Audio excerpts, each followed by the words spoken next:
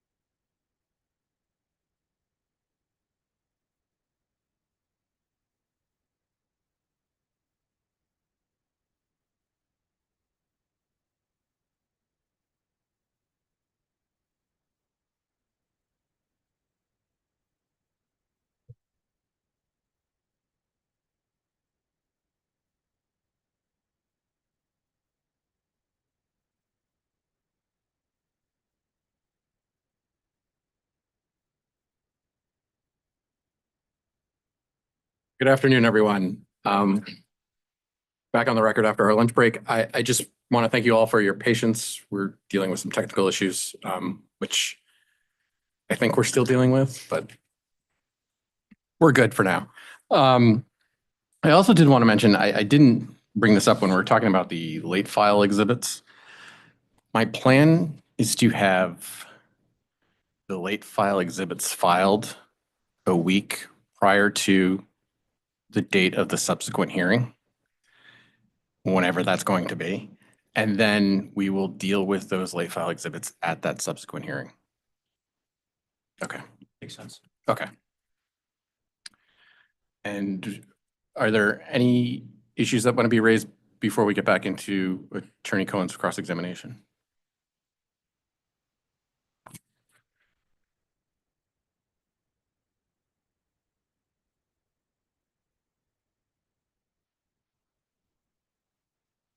Drama. I believe it's Ms. Ash's turn.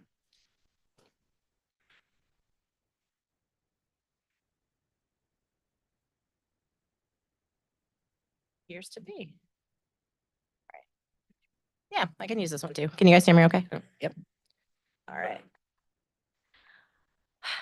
Let's see. This is a frontier question. So to you, Miss Ellis. Let's reference OCC-27.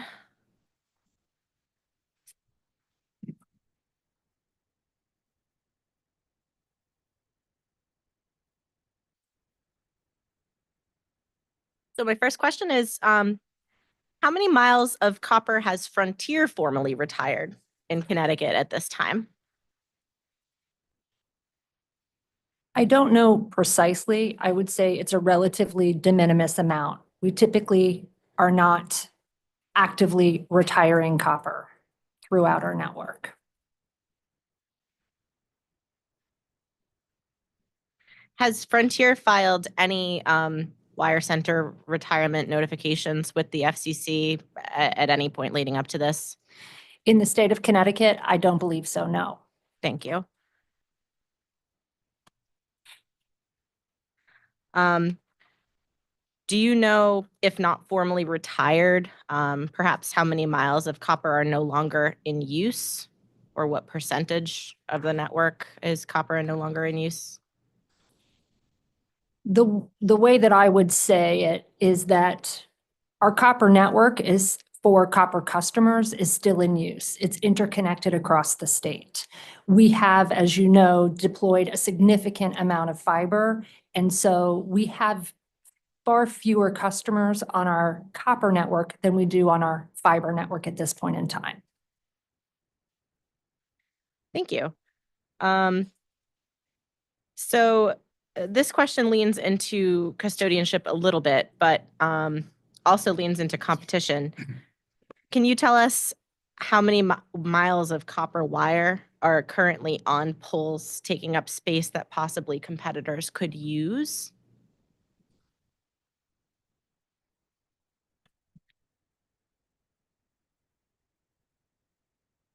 I'm sorry, I'm struggling with your question. So when you say that competitors could use, how do you mean use?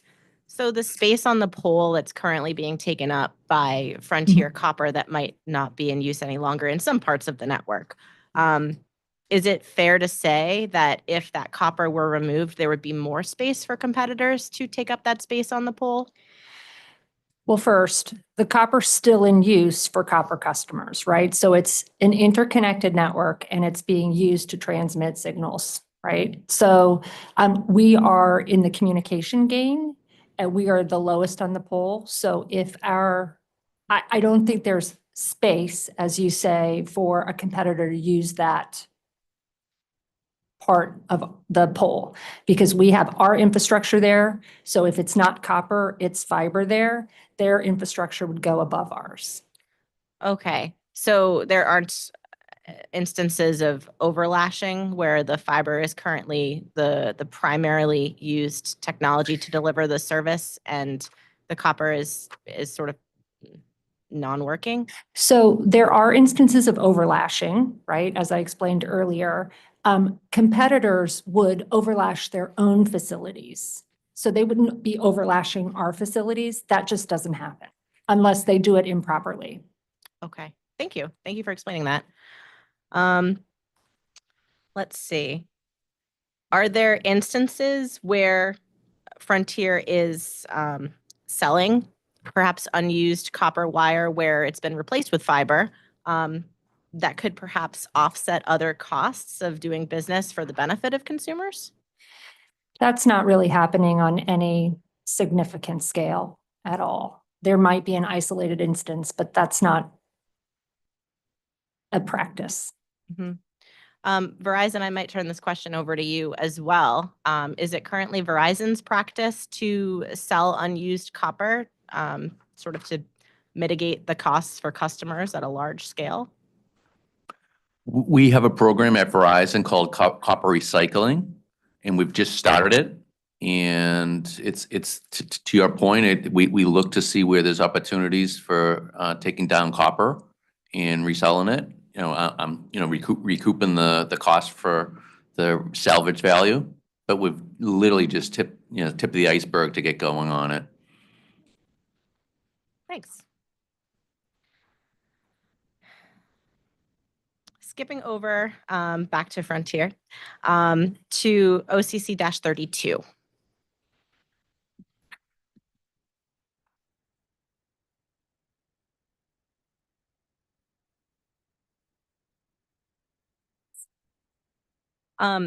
Is the response to OCC-32 of your own personal knowledge and observation, or has an engineer attested to this answer as well?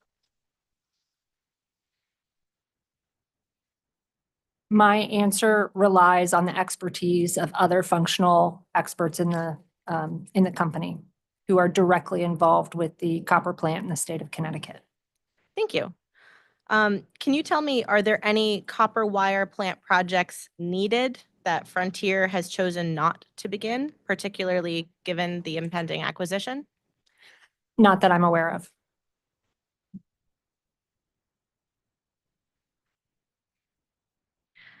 We're going to jump over to OCC-43A.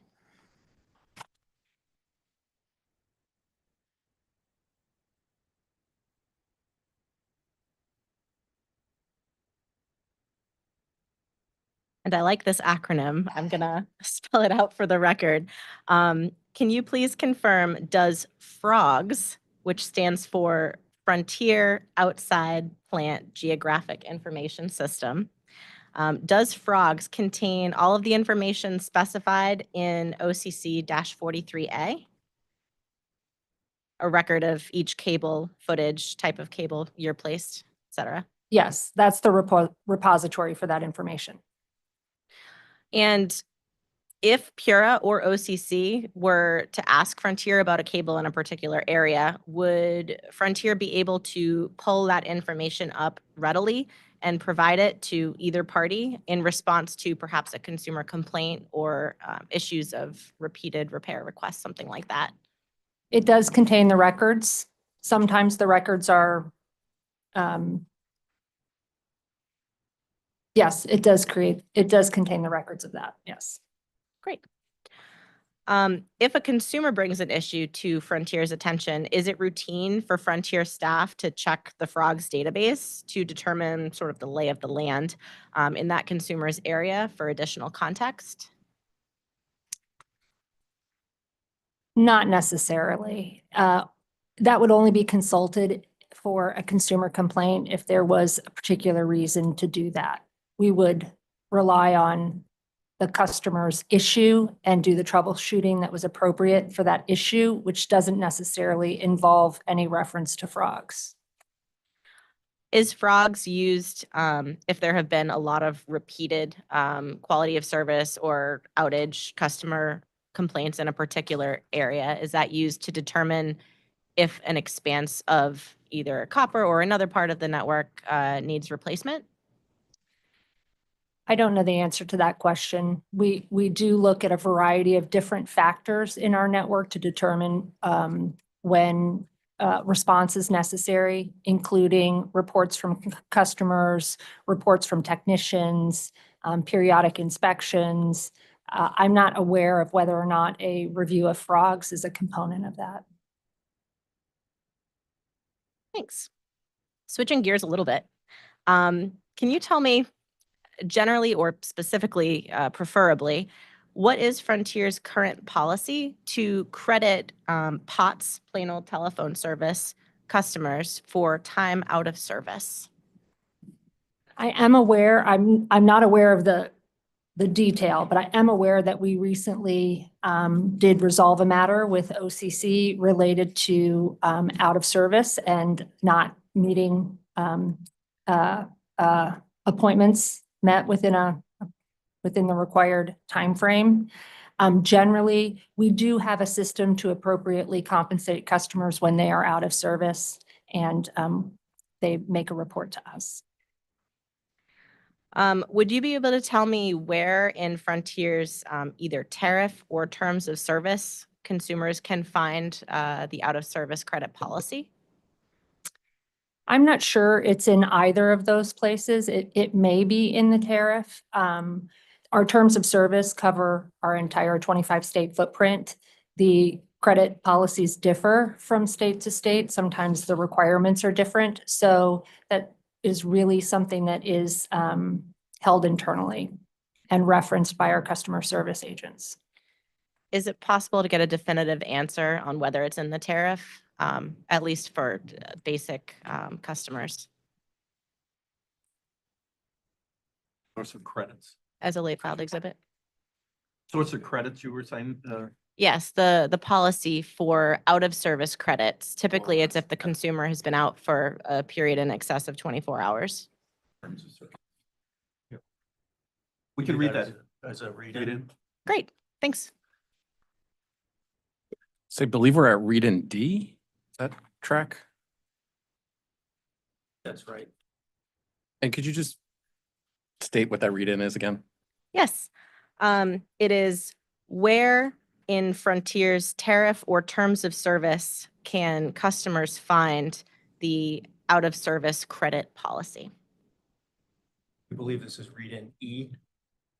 As in Edgar. Thank you. And this follows up on that, but as a different question entirely. Is Frontier's out of service credit policy different for customers who have POTS service or an analog version of fiber, I suppose, fiber to the premises, versus digital telephone?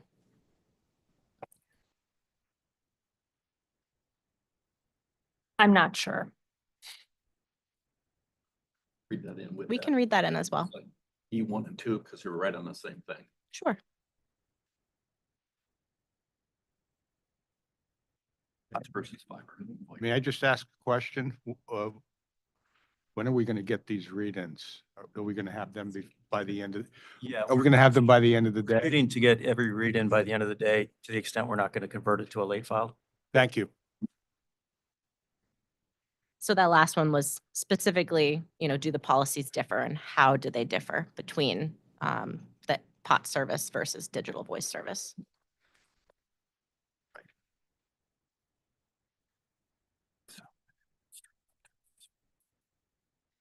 With regards to consumer credits, as you were mentioning earlier, following the settlement from not too very long ago, can you tell us about the progress that Frontier has made determining which accounts will receive credits and issuing those credits pursuant to the agreement in 240105 RE01?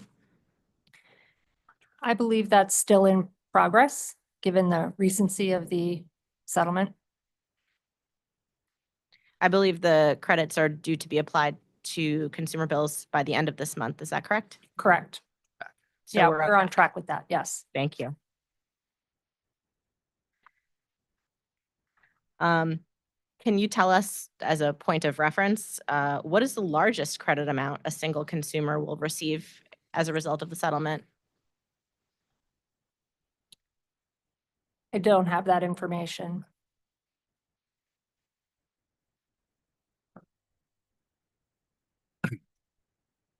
We could take that as a read-in. Access, yeah, we can get some information on the read-in. Fantastic. Thank F you. as in frog. Read-in, F. Yes, yes. I think we're up to letter F. Yes.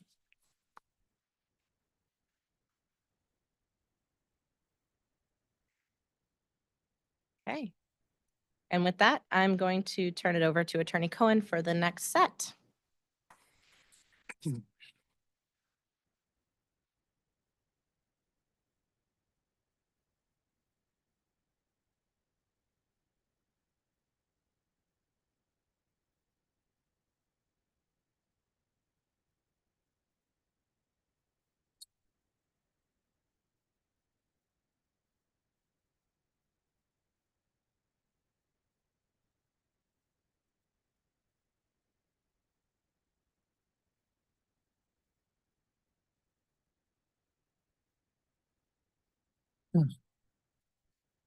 Okay, we're going to, Ms. Ellis, talk a little bit about, video. With reference to OCC 86, if you'd like to look at it.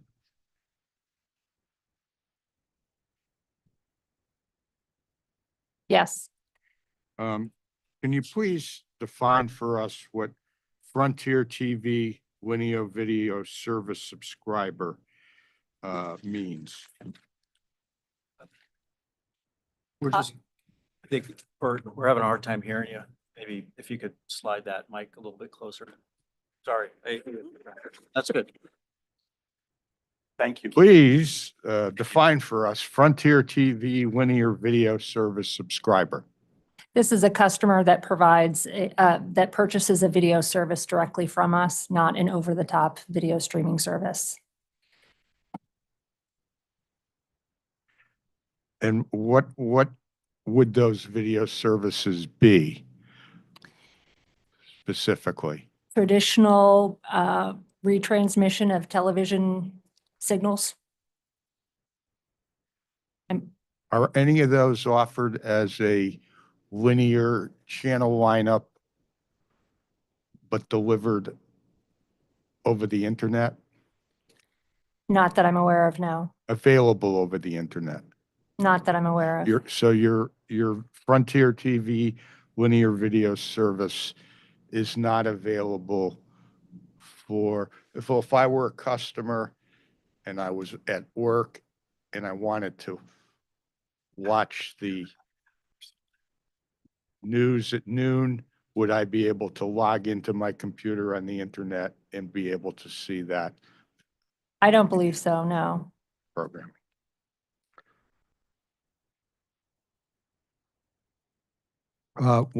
When Frontier, I think I'm on the same interrogatory. When Frontier references Frontier TV linear video service subscriber, um, and those people are assessed a fee, does this mean cable-only subscribers are assessed the fee, or also subscribers who have cable and a bundle of other services? We don't sell cable services, so I'm confused by the question. Video, Video. Okay, could you repeat the question? I could. Thank you. When Frontier references your TV linear video service subscribers and they're assessed a fee, does this mean video-only subscribers are assessed a fee, or also subscribers who have video in a bundle with internet, with phone, et cetera? It means anybody who purchases that video service from us, whether they purchase additional services or not, it's only assessed on the video portion of the bill. And I think you answered this already, but I'll just ask it for the record. Does Frontier in Connecticut offer any internet-hosted linear video services similar to what YouTube TV has? Yeah, I might not define it quite that way, but yes, we do offer over-the-top video streaming services, particularly YouTube TV. Okay. We also have a relationship with Netflix as well. Thank you. With respect to your response to OCC 87, we want to commend you for assessing each service subscriber or unit a community access service in multiple dwelling units. We think that's the right interpretation. Do you have any idea what directive, if any, caused Frontier to arrive at that calculation or that decision? I don't. I wasn't involved in that decision. Okay, OCC 89. There was a submission by the Connecticut Alliance for Community Media on January 24th, 25, alleging that community access programming in some community access stations is not currently carried by Frontier. If this is true, it's troubling. If you can speak to this issue, please do so. Otherwise, we'll request a late filed exhibit that shows the status of interconnection with each community access provider.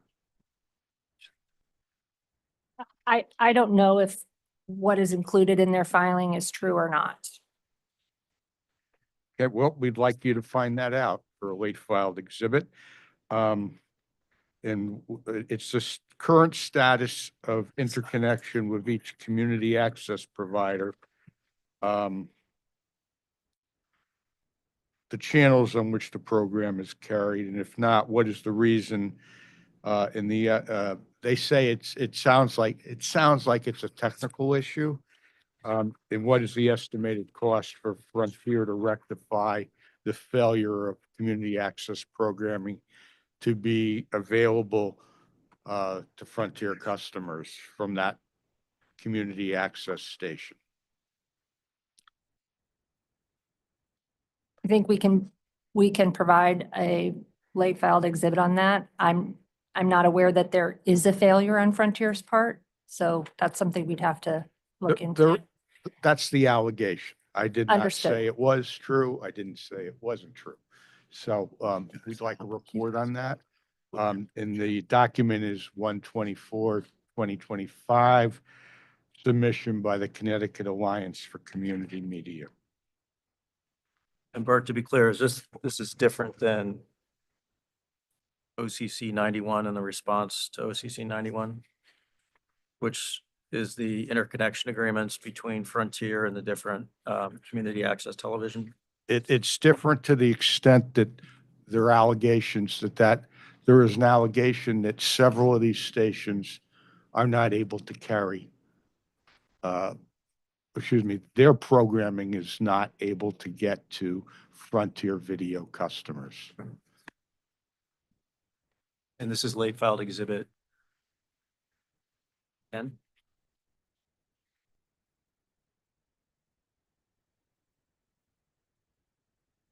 Thank you. Check the channel guide and see if OCC 90 is the next one.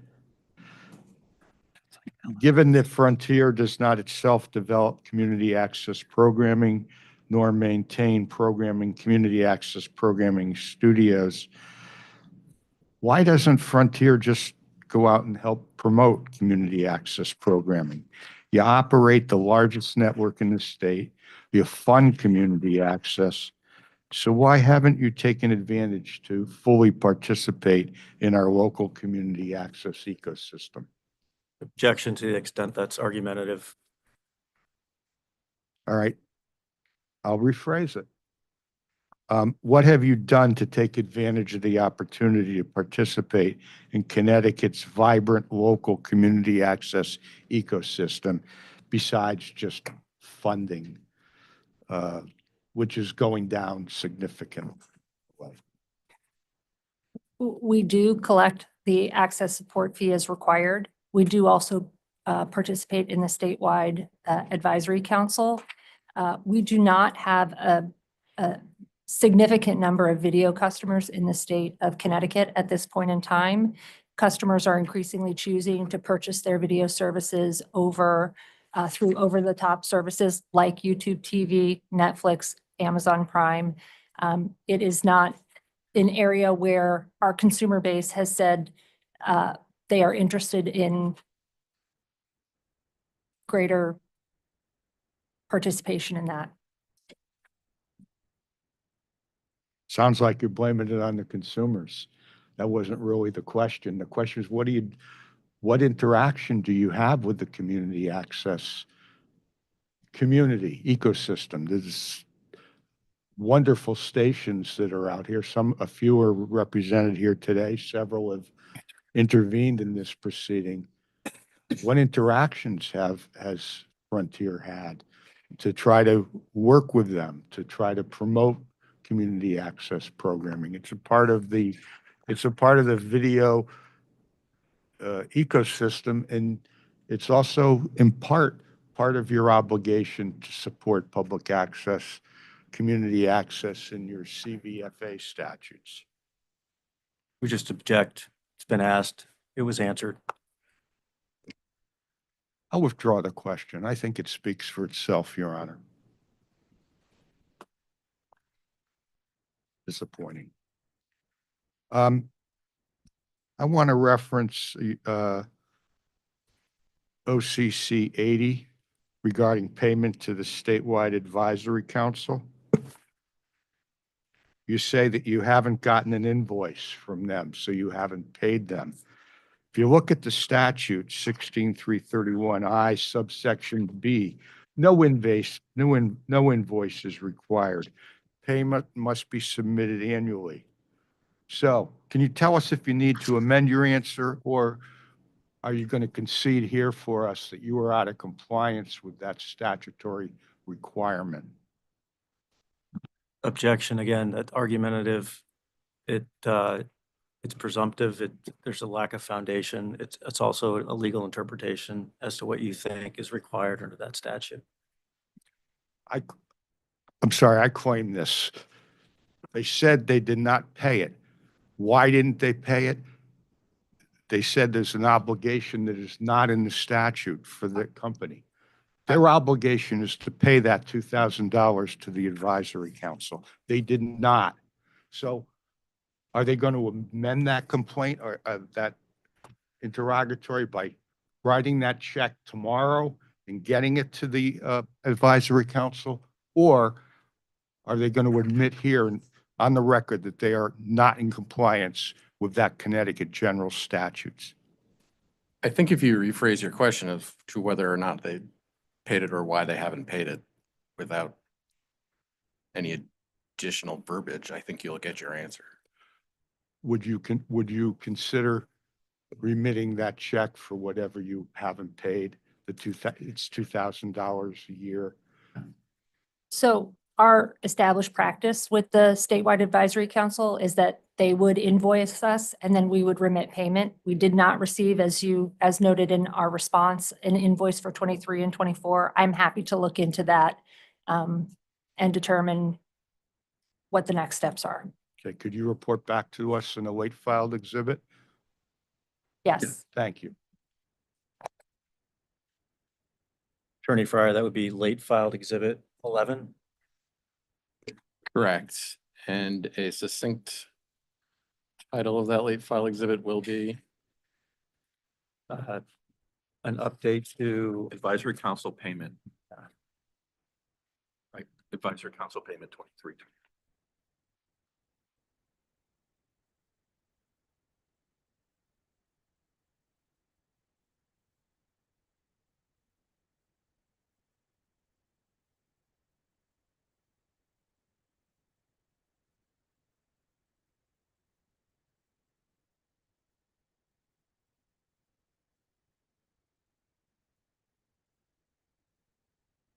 things on invoice? Never.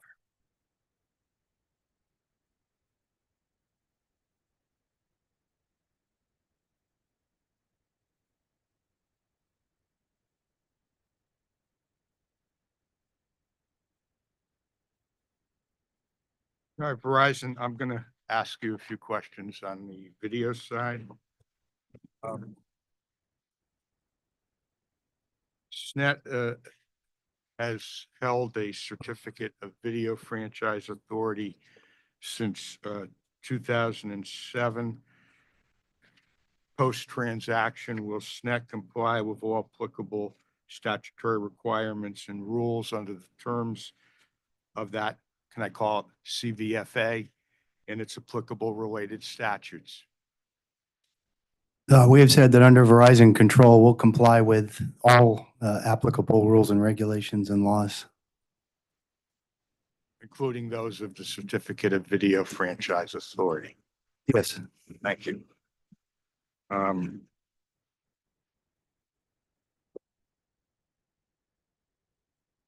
want to talk with you a little bit about community access. I think I saw a document about community access, I think possibly in New York. That is, The microphone, can't hear you. Thank you. I'm sorry. I like to move around, Ms. Shine. SNET is supposed to be connected to each community access provider, whether it is operated by a cable company or by an independent community access provider. Will Verizon commit to meeting with each of the Connecticut community access providers individually to ensure that everything is working smoothly, that the connection is done, as there are some complaints that there's some technical issues? And basically hear them out in terms of what they're going through to make sure that their communities have the opportunity to use the electronic soapbox that Congress in 1984 intended for community access programming to be.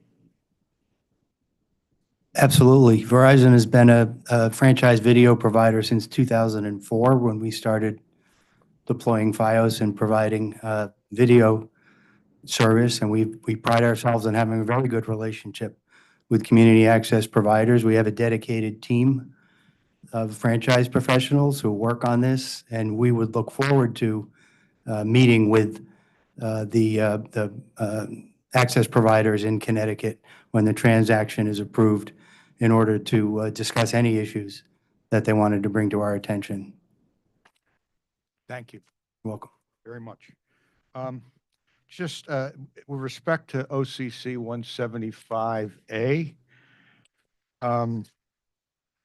just kind of curious, why is video service not available in Byram?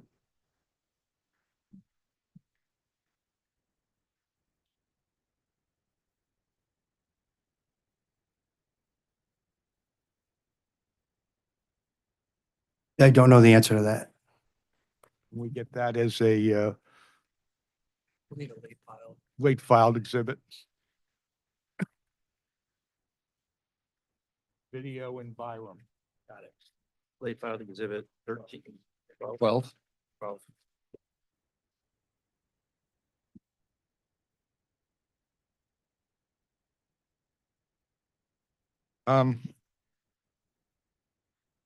Again, to Verizon, concerning video service.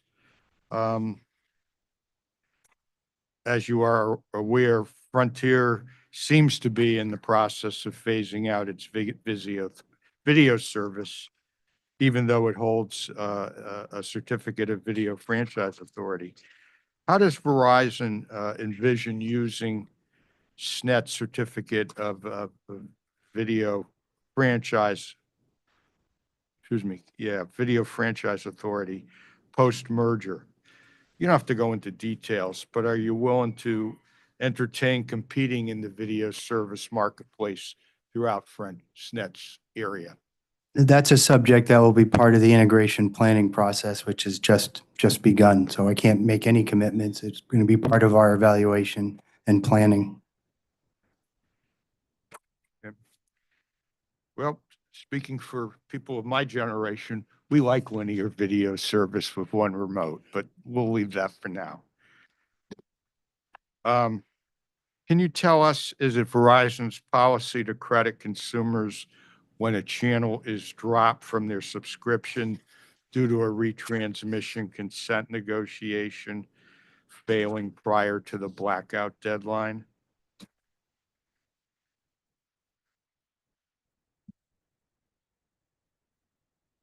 If you bear with me a moment, I thought there might have been a discovery I don't question. believe we asked that question.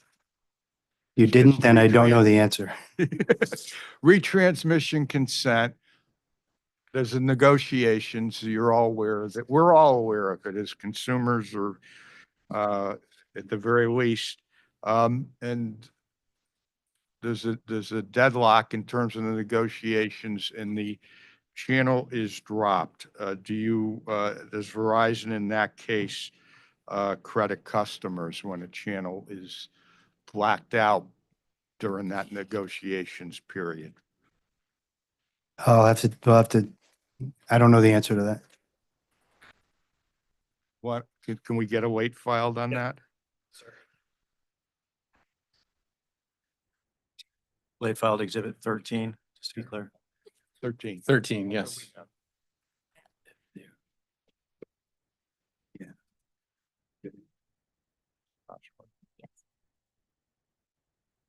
Are there any instances where Verizon has provided a large scale credit, large scale meaning to a whole group of customers in those cases?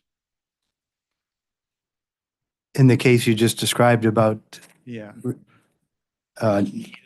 yeah, I don't know. You can put that in Yeah. as a late file. Part of 13. Yeah. Have you Right, ever Attorney done Cohen? that? Yeah. 13. It's called the blackout credit on a large scale.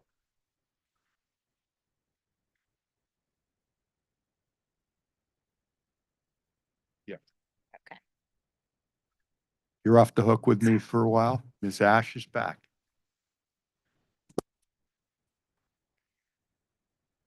All right, switching gears a little bit to rates and price impact to customers.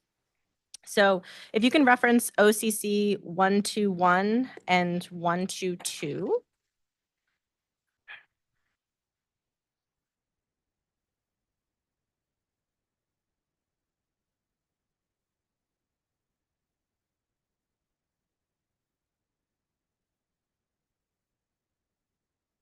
So first off, should Connecticut consumers be concerned about their rates going up after the merger?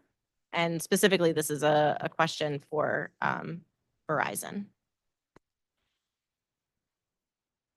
So we're similar to what Mr. Paul said a minute ago here. We are still in integration planning. And as we go through that planning, we will be looking at the current rates that Frontier has that I'm not privy to and our rates to make determination of next steps. Would Verizon consider offering lower rates for comparable services than Frontier currently offers its Connecticut customers? I think that's dependent on the due diligence that we do in planning.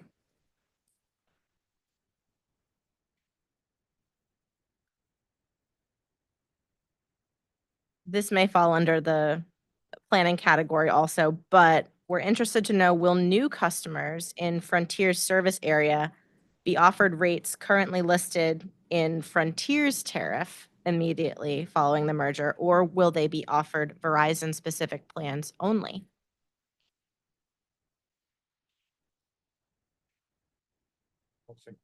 I don't think we have a question on that. I don't think it's not direct. No, this one is not with regards to those same two. This is just a general question. So can you repeat the question for us, please? Will new customers in Frontier service area, so if somebody in Hartford after the merger decides that they want service, will they be offered rates currently listed in Frontier's tariff immediately following the merger? Or will they be offered Verizon-specific plans only? I believe you are exactly correct. That is going to be determined on the planning that takes place. I would just note that in response to OCC 112, we did say it's subject to planning, but that said, immediately following the closing, the tariffs of the Frontier companies operating in Connecticut that are currently in effect will continue in effect. But again, continue in effect for existing customers or for new customers also? I think that's what I'm trying to get at. Yeah, I mean, we're only allowed to, generally regulated companies are only allowed to charge what's in the tariff. So if there's no change to the tariff, that would apply to all customers. Okay. So we can expect that Frontier services in the tariff wouldn't be, say, like grandfathered after the merger? Repeat that, please. So can we expect that the services in Frontier's tariff wouldn't be like grandfathered or no longer available to new customers, as sometimes updates are made to those tariff pages? Not immediately on closing, there would be no changes to the tariffs. Thank you. Just to complete the response, any subsequent tariff changes will be made in accordance with the requirements of Connecticut law. Thank you.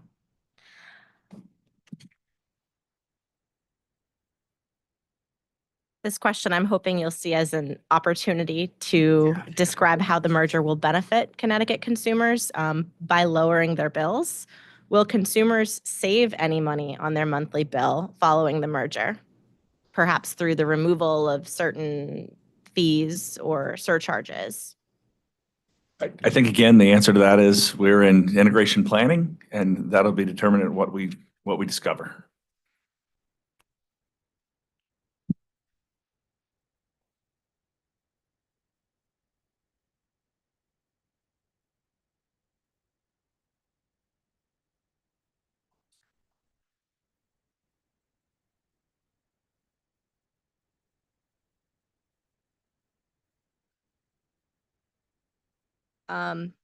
Verizon, can you tell us, do you currently charge reconnection fees to restore service after service has been temporarily disconnected?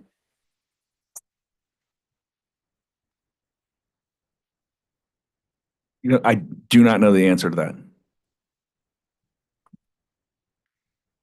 I have several more questions along this line, so maybe we can take this as a late file, but we'll see how we do. So, under what circumstances are reconnection fees charged?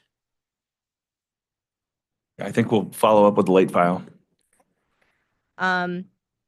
Is a reconnection fee charged if service is? Mr. House, can we line up on the number just so 14? 14.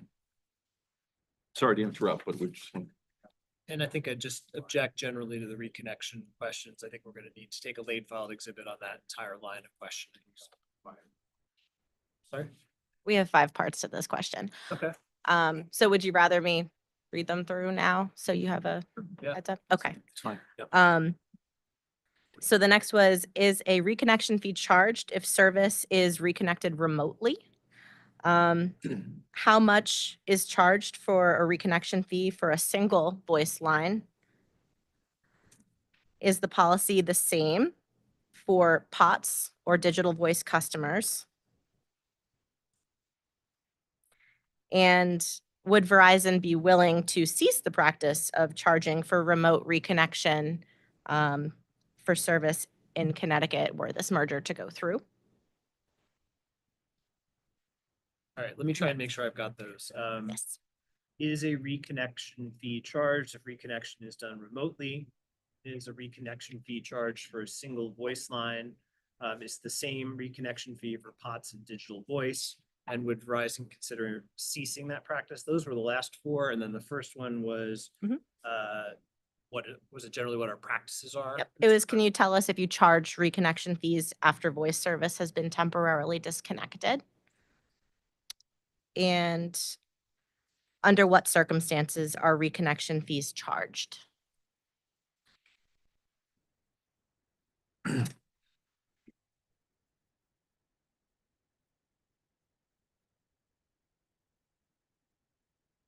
If you have any questions, we can go over it with you after, after the hearing.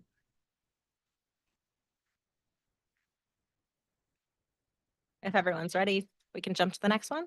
Okay. For this one, please reference OCC 105.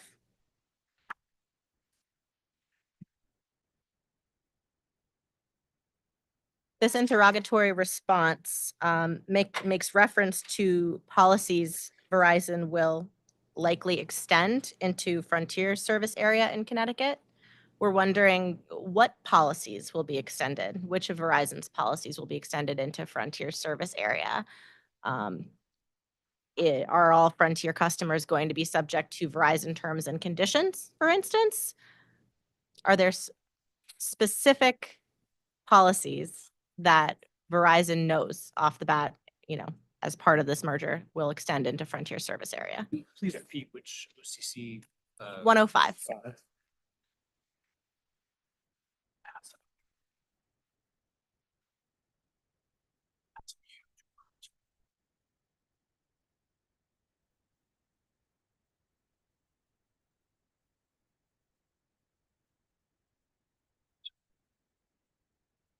Good, Peter?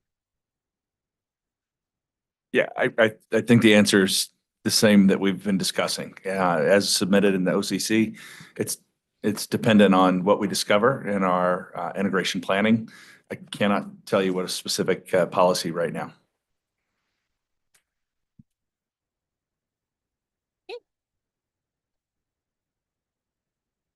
So we're going to jump over to marketing. For this one, we referenced Exhibit C9 to the joint application. This was titled Verizon Fios Internet Review. Customers call it reliable and smooth. Review.org, November 12th, 2024.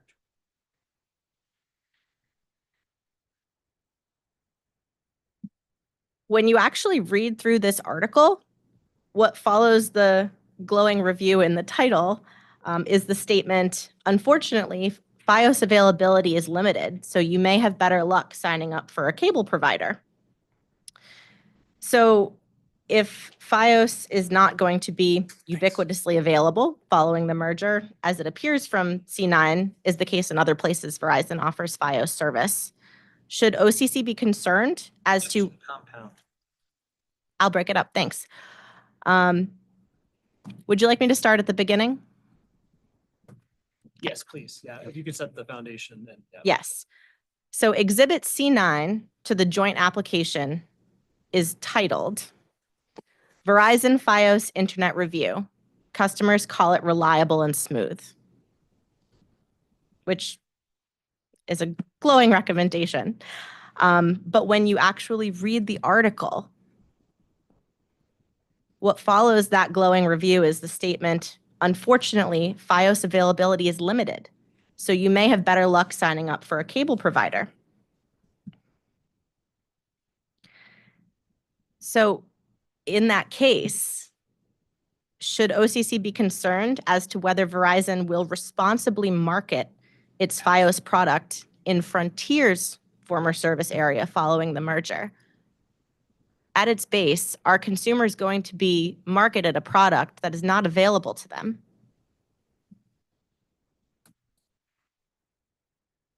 I'll address this. I think, services, we market it appropriately. The fact that it's not available everywhere doesn't mean we're not marketing it. It's a legal, I think you're asking our witnesses to make a legal conclusion about our marketing practices. And in fact, we don't market our services where they aren't available. There's clear indication that it is available where it is available. So I think you're asking them to make a judgment on how a marketing legal decision would be made about where something is available. And they're probably not well positioned to comment on that.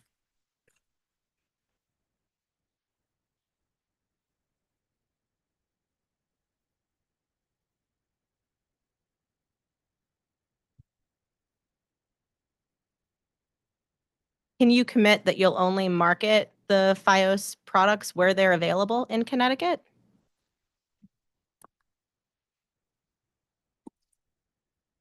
If there's specific location marketing that's gone, we won't make a communication to a customer specifically offering a service that isn't available. But if we do radio advertising or television advertising across a broad market and we haven't made it available to every single customer, we can't shut their ears off for when that advertising takes place.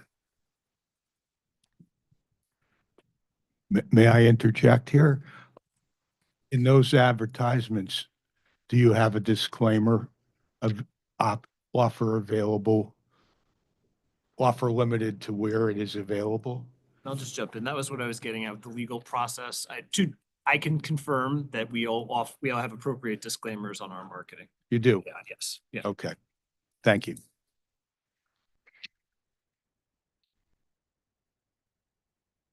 This question doesn't reference an exhibit or an interrogatory, but can you tell us, will Verizon build out a neighborhood with fiber if enough residents in that location request service?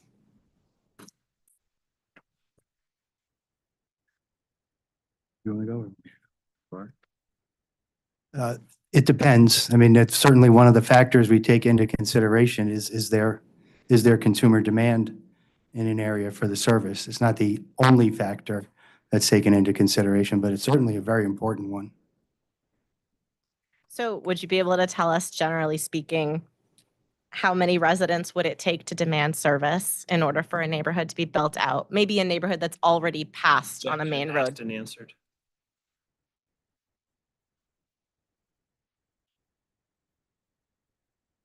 I think she was asking for, I think I Mr. Vazquez answered the question in the broadest sense, and the specific answer won't be different. I understand the question was framed differently, but I think he's answered the question that there's a number of factors that go into this. And since by definition, there are a number of factors that go into it, that single factor of how many customers there would not be an answer to that beyond the fact that it depends, which he's already answered.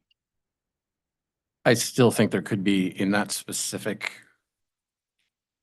criteria, that's a part of a larger criteria of that specific amount. If there's a threshold in the amount of people in that area, that would be one factor that goes into all the other factors. Well, we'll allow the witness to answer the question.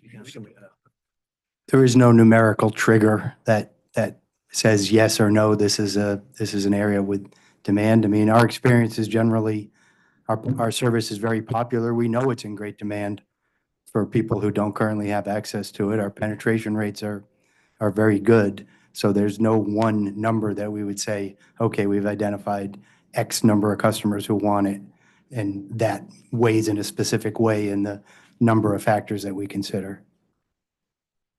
Thank you.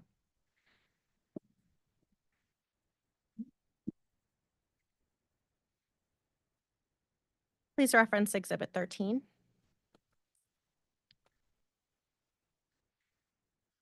To the application? Yes, I believe so. Let me take a quick look and just be sure.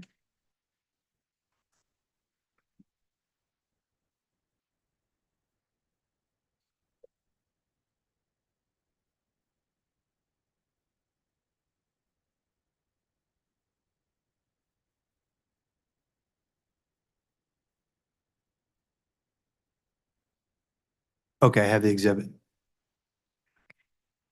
So this contains copper to fiber migration notice language. Is that correct?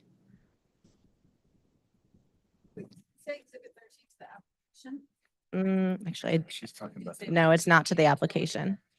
Yes, thank you.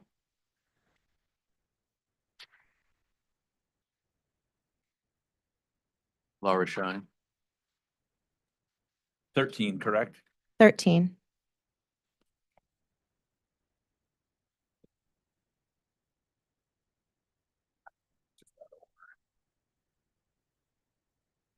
Just to clarify, this is for Frontier or Verizon? And This is for Verizon. Verizon, and it's OCC 13? It's titled Exhibit 13. 13 to the responses. Okay, gotcha. Do you know which response that was an exhibit to? Don't have that written down. 165.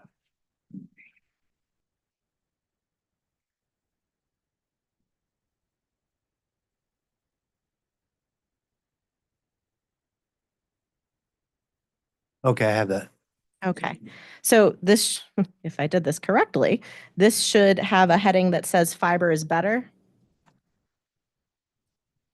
Is that correct?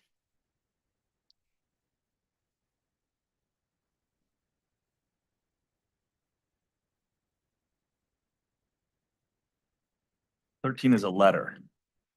Yep, it should be a copper to fiber migration notification letter.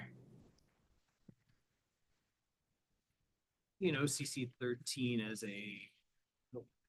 Where- Exhibit 13. To which number was it? 165?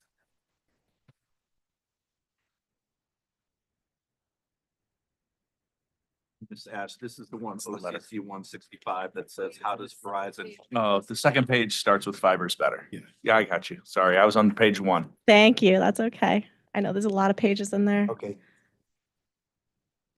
All right. So this should contain copper to fiber migration notice language, in which Verizon states that, quote, fiber is better.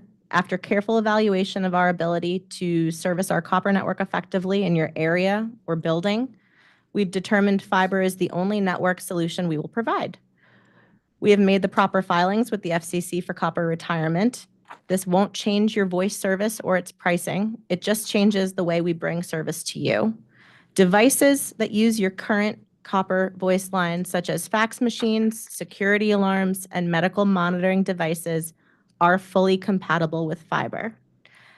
During this transition to fiber, if you experience a service outage, we will repair your service on fiber.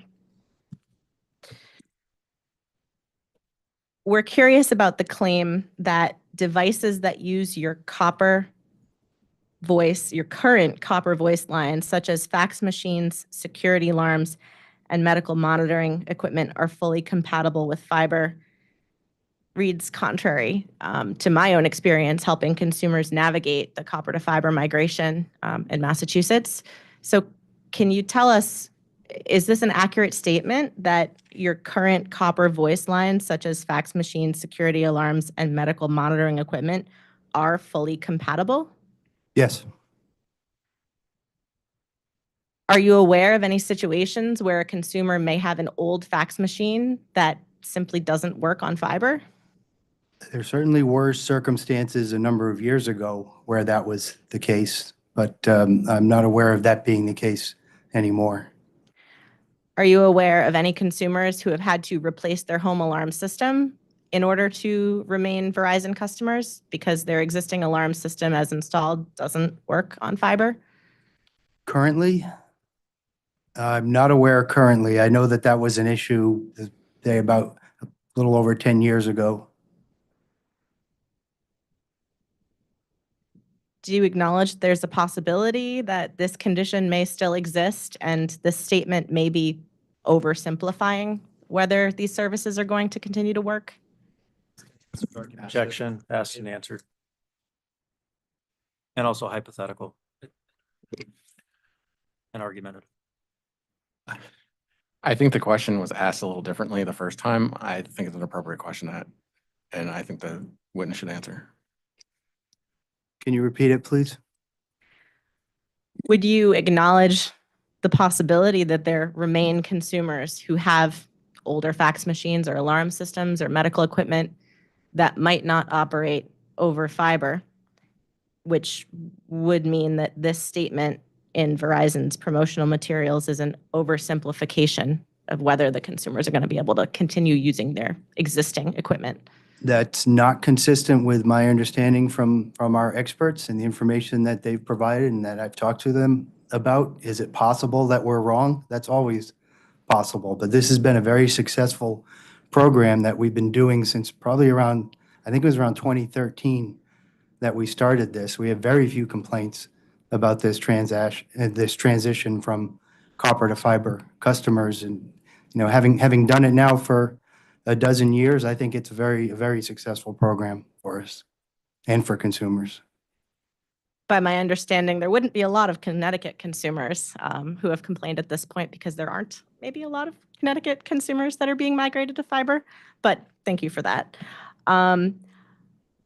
Would you consider in Connecticut, when consumers are being migrated from copper to fiber, changing this verbiage to reflect the possibility that consumers might not be able to use their existing equipment? You want us to change our current policies in Verizon New York territory and Greenwich? No, just this verbiage. I can't commit to that. I mean, this has been, as I said, it's been a very successful program. Our notices have undergone a lot of review, changes where necessary over 12 years. We're very satisfied with the information that we've provided, and we think that we're doing a service to customers in this respect. Thank you.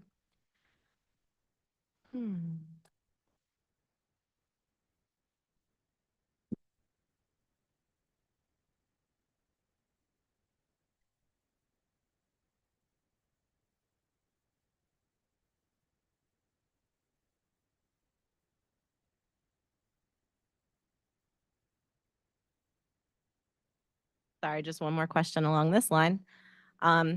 If you had a consumer whose equipment was not compatible with the fiber, what accommodations would you make to this consumer?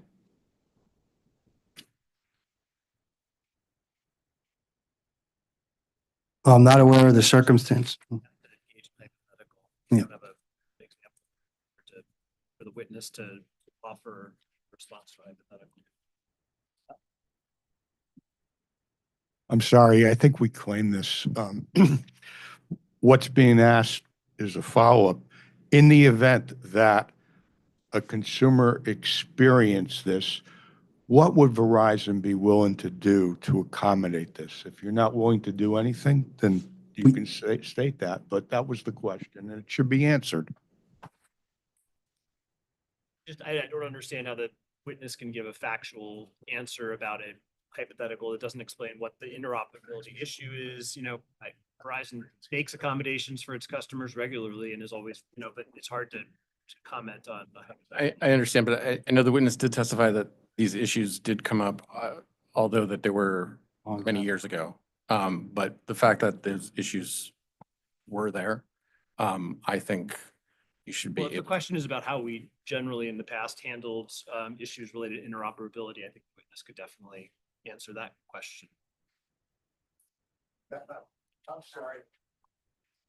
That's not our question. Our question is, post-merger, if this situation arises where one of these types of devices does not work, what is Verizon willing to do for that consumer resident who is a customer who no longer can use these devices upon migration or to the fiber network? I think that question, as phrased, can and should be answered. We work very closely with our customers in this process, and as I said, we've been doing it for over a dozen years. Customer contacts us with an issue, we discuss it with them and try to come to a resolution. We do not keep the copper line in place in that situation because we're doing a copper retirement program under FCC rules that have been in place for more than 2 decades. But We certainly want this to be a very smooth process. It's been our goal to make it a very smooth process, and we do a lot of consumer outreach and a lot of consumer touches as we do this program because it requires a visit from Verizon to replace equipment to do this. So I can say for certainty that it's our goal, desire, and practice to work closely with consumers when we do this transition. Thank you. Does Verizon currently provide advance notification to consumers in migration areas that they are going to need to have access to a three-pronged outlet to install an optical network terminal? Yes. Can you tell me how soon or how much advance notice prior to the migration consumers receive of that? When that first letter goes out, I think it might be different for every state, and I don't know the exact timeframes, so I'm gonna have to take that as a late file. That works, thank you. That's late file 15, 15? Thank you. and that's the time frame for sending notice. You can just, In Connecticut. Do consumers receive a checklist of considerations that they may have to make within their own home prior to a fiber migration visit?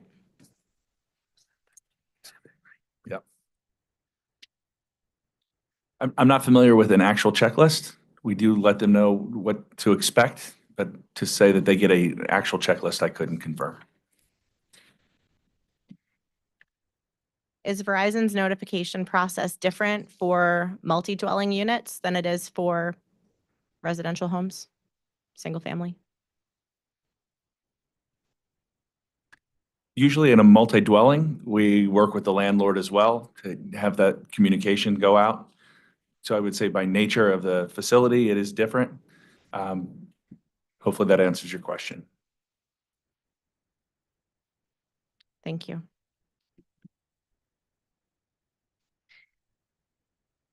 This pertains to the area of Greenwich and Byram that Verizon currently serves. Will Verizon eventually retire the copper wires entirely in the Greenwich and Byram service area?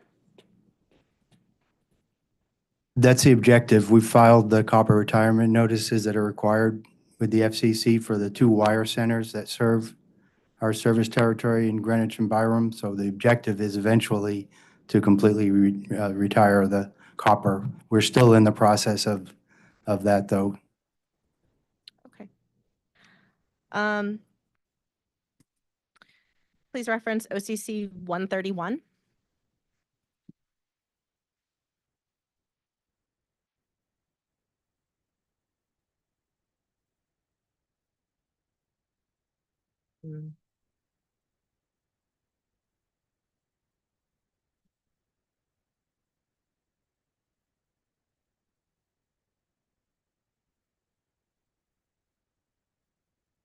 In the event that the sole price for life customer in Verizon's Connecticut service area is required by Verizon to migrate to fiber from DSL, will Verizon force that customer to give up their price for life DSL plan, or will Verizon honor the agreement over fiber?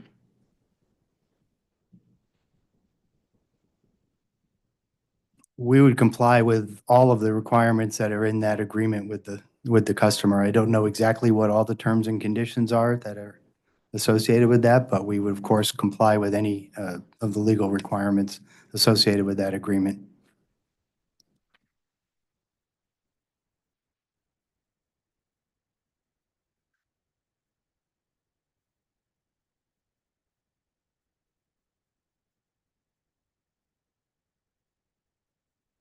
Please reference OCC 136, 6-6, 136. 3-6.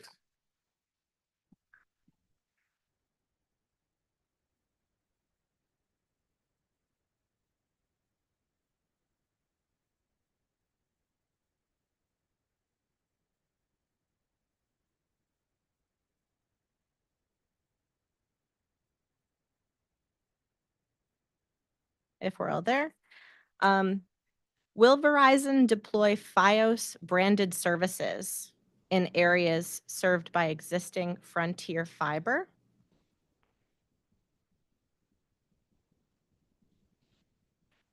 I'm sorry, I lost track for a second. You asked, will we provide Fios brand services in areas? Served by existing Frontier fiber.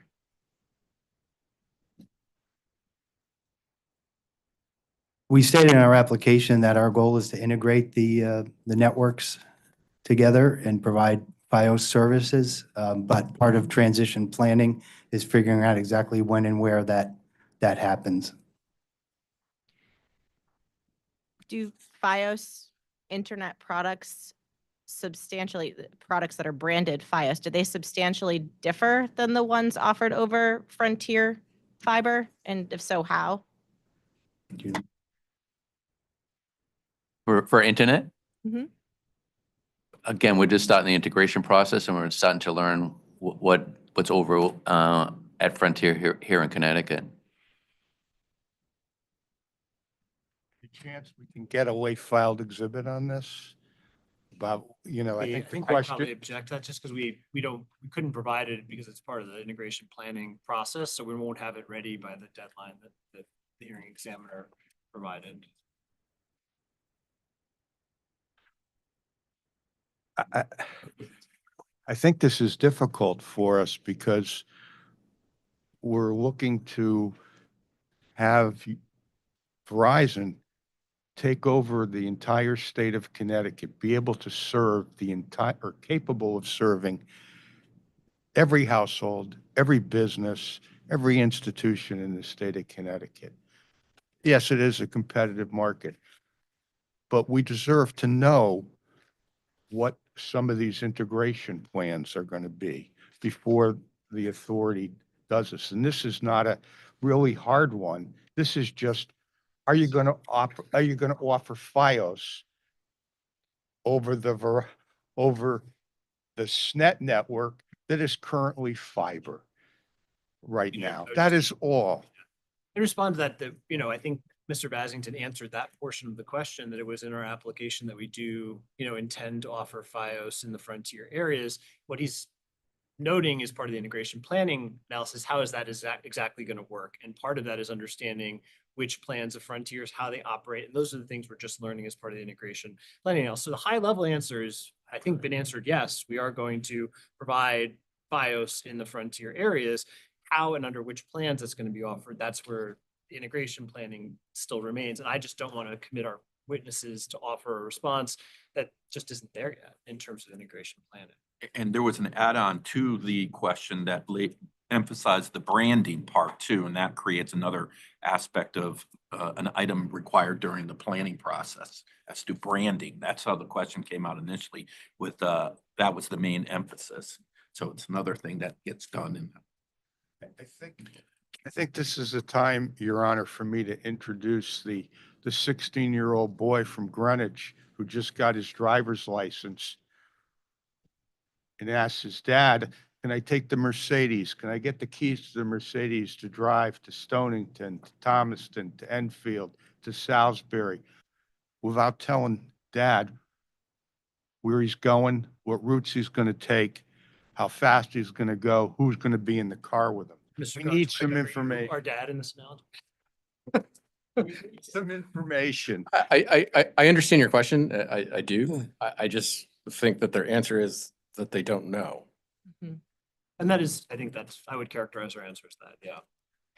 So maybe I can ask a different way to get at the information that I'm looking for, which is, can Fios internet service be provided over Frontier's existing fiber? Or is there something that makes Fios internet different from a technological standpoint? And I would say that we're just learning how they, from the central office out, how they are providing that service. But at a high level, the answer is yes, that we're going to provide, and I think it was answered that our intention is to provide Fios and brand it as Fios. Is Fios faster than Frontier fiber?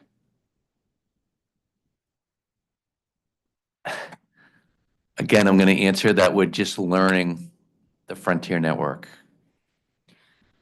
I have one more question. What is the top internet speed that FiOS currently markets? So currently we offer a 2 gig speed in certain areas. I think what makes this a nice merger is that fiber provides reliability and high speed. And then to Mr. Sullivan's comments, the electronics on the ends of those determines the speeds. And we have to work through our marketing teams in order to determine what plans we're going to offer. And I cannot answer that at this moment. Okay, well, I think you did. You said 2 gigs, I believe. Ms. Ellis, what is the fastest internet speed Frontier currently offers over their fiber service? We currently offer 7 gig symmetrical service to consumers, Is that, sorry, to residential or business? residential and small business. And does Verizon offer a faster speed to business customers than residential? I'm not an expert on our business offerings, but I believe it's the same speeds over the fiber network. So should we be concerned that Verizon will offer slower speeds over Frontier Fiber than Frontier is currently offering? If I were you, I wouldn't be concerned. That was good. I think we're going to bring expertise, we're going to bring tools, systems, we're going to bring engineering to the table to offer an incredible experience for the consumer. We have a range of speeds, options, and plans, and our plan is to understand what Frontier currently does in our integration process, and then we will make determinations on what we'll be offering in the Connecticut area.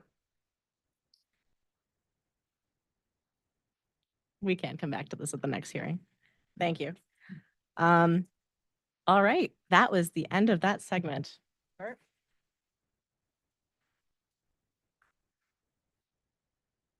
Got my glasses on. I'm all suited up, got my microphone. Comparison shopping is our next topic. Just to get it on the record, maybe Mr. Vasington, would you mind explaining for people who are in the audience and for the record, what the FCC broadband labels are?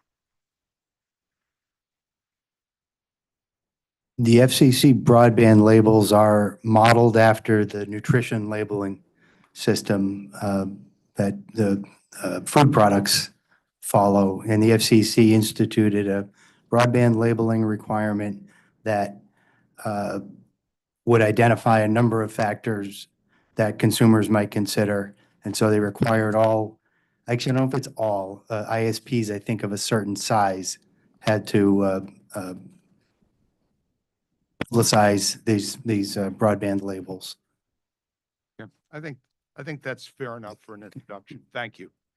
Do you know where Verizon displays its broadband labels? Where are they available to consumers?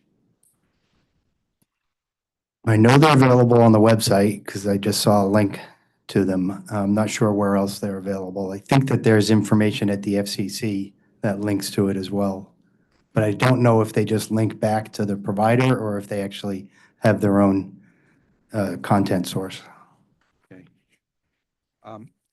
It's been my experience that the broadband labels in most pricing and service information for Verizon and for other companies is available only when a home address is, or I'm talking about a residential customer, a home address is entered into the website. No, it's not true. We have you can link to the broadband labels from our website. You don't need to enter an address to see what the labels provide. If that's true, I'm very pleased because that's not the industry norm. Yeah, that is true. I'm glad to please you. Maybe, maybe your attorney can send me the link so I can find that, confirm that. But thank you very much. That's good. That shortens my comparison shopping. Is that is it the same for your video service, for your for your non-broadband label services, can you get that information without entering your address into the website? Are you speaking to the labels specifically? No, not to the labels, to any service. If I want to find out, how I can get your telephone service, your pricing for your phone service, if I can get your pricing and your, Yeah, I pricing know is, you have video services that are, you have a lineup and other information on that. When is that? Is that available on the internet without getting, or from your website without entering an address as well? I would have to double check on video, but to the best of my knowledge, it is. Okay. Can we confirm that? Sure. Question is whether video pricing is. Video available and, on the website. and telephone pricing is available without entering on your website without. Well, just to establish for, if I can respond on the regulated services, obviously our tariffs have our pricing and those are on the website. Whatever you offer, Yeah, so that's all for consumers. Can we do that? You know, what would be great, Mr. Saharko, if you could do this as a late filed exhibit, so you could give us the links, 16, if there's no objection to that. number 16, just right? the links. 16.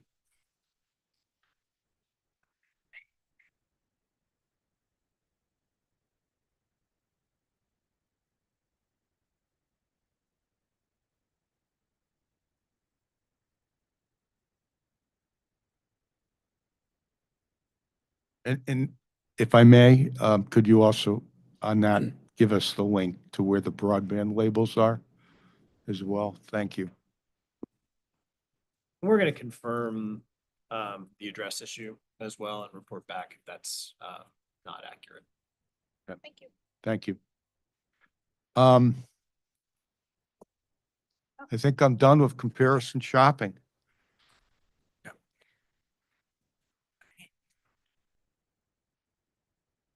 We're going to switch to Verizon's out of service policies. I believe we already asked Frontier these. So if these questions sound duplicative, I think that's why. Verizon, do you offer out of service credit if a POTS consumer loses service through no fault of their own, such as during a weather related event or a network issue? So similar to Ms. Ellis, I'd have to confirm, but it is my understanding that we do offer out-of-service credits. When you're confirming, can you point to where in the tariff or the terms and conditions that policy is stated for consumers? Yes, we can take that as late. Thank you. 17.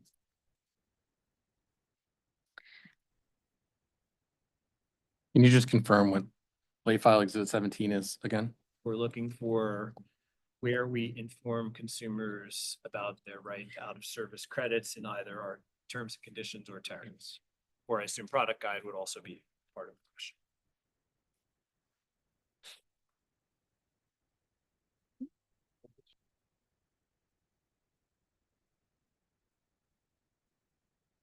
And then can you tell us if a consumer who has experienced a porting problem, for instance, not service related, but service impacting, would they be eligible to the same out of service credits as a consumer who lost service due to a weather or network issue?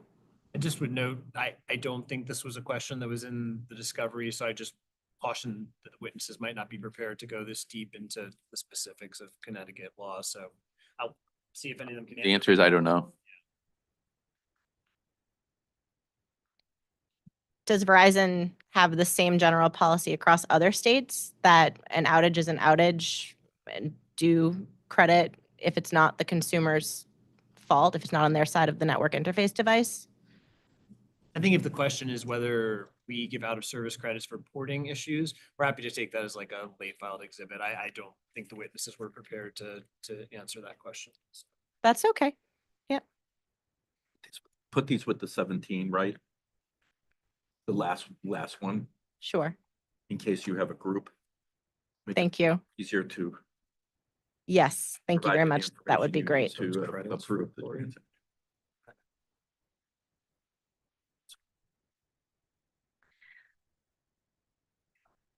Following that, we're interested to know, is there a different out-of-service policy for POTS customers versus digital voice customers in Connecticut, Verizon? Take that as an out, part of 17, late file. I believe that's the fourth question.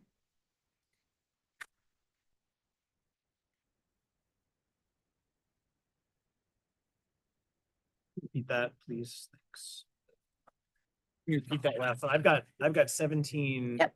As relating to where in our tariffs and Ts and Cs, it says what our policies are on out of service credits, Yes. whether we provide them for reporting issues. Can you repeat that last part of it? Yes. Can you tell us, is there a different out-of-service policy for POTS customers versus digital voice customers in Connecticut? That could be A, B, or C. A, B, yes. That's what I've got. Great, thanks.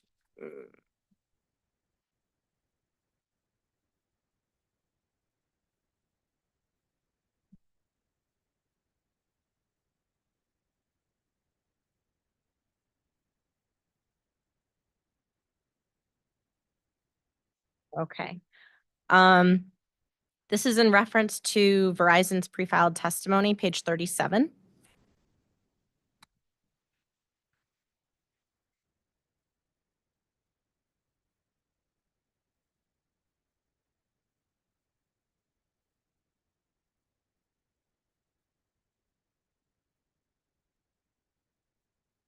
This is regarding OCC's settlement with Frontier, but the question is for Verizon. Verizon states in the pre-filed testimony it intends to honor the OCC settlement with Frontier, to which we ask, how will Verizon ensure that the prospective credits are applied correctly under Verizon's watch for the next 2 years? We'll carefully evaluate the terms of the settlement and how it's applied, and we'll develop a plan to ensure that we comply with it. To the extent you're willing to entertain legal comments, it's sort of a legal question. I'll say we have a very robust legal compliance team that whenever there are credit regimes like this, is well acquainted with implementing. Thank you. And over the course of the next 2 years, should consumers who are making a claim for credit that wasn't automatically provided, perhaps if a ticket wasn't opened erroneously, as occasionally does happen, who would those consumers direct their claims to? Would it be someone at Frontier or would it be someone at Verizon? Well, SNET will remain in place as it currently exists. So in terms of who specifically the personnel would be, that would be part of the planning process and decisions that will be made through the transaction.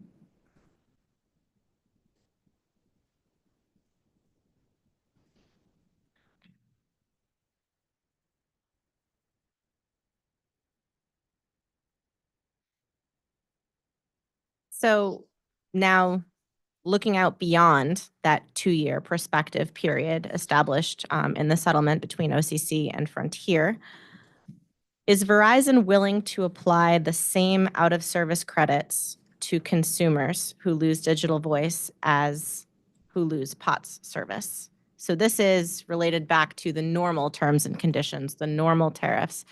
Is Verizon willing to offer the same out-of-service credits to voice consumers regardless of transmission technology? Just to clarify, so this is after the settlement agreement? is After the finished? settlement agreement is over and we go back to normal policies. Isn't this the LFE 17? Didn't we just ask all about the different policies? Is the question, is Verizon going to extend the benefits of the settlement? No. No. Okay. The question is Verizon willing to extend the same policies, the same out-of-service policies to digital voice consumers as POTS consumers have in the tariff? If it is in fact in the tariff, we'll find out. Okay, so this is no longer about this is not. nothing to do Correct. with the This is settlement. beyond This the is terms of the previous settlement. Line of question. Okay. That's 17.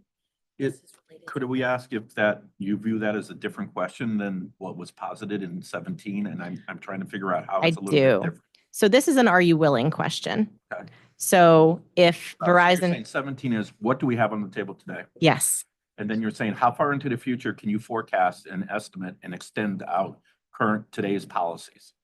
no, That's not what I'm hearing is you're asking whether in addition to whatever we provide to regulated voice customers, would we extend that to digital voice customers who are not regulated? And we can take that as 17D, part of the same. precisely. Yeah, Okay. it follows right after C, right? Yes. Yep. Thank you. So C is, are they the same? And D is, if not the same, will you match or extend? Yes, thank you. Again, this is, just to be clear, this is not settlement. Yeah, understood. Well, it's just kind of, if we, yeah, got it. Yeah. This question is related to battery backups. How does Verizon currently comply with federal battery backup requirements in Connecticut?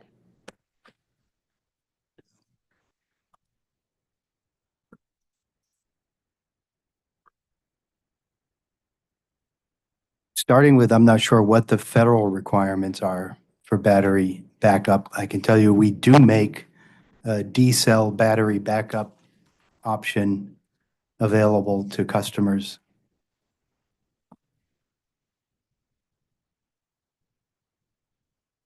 Um,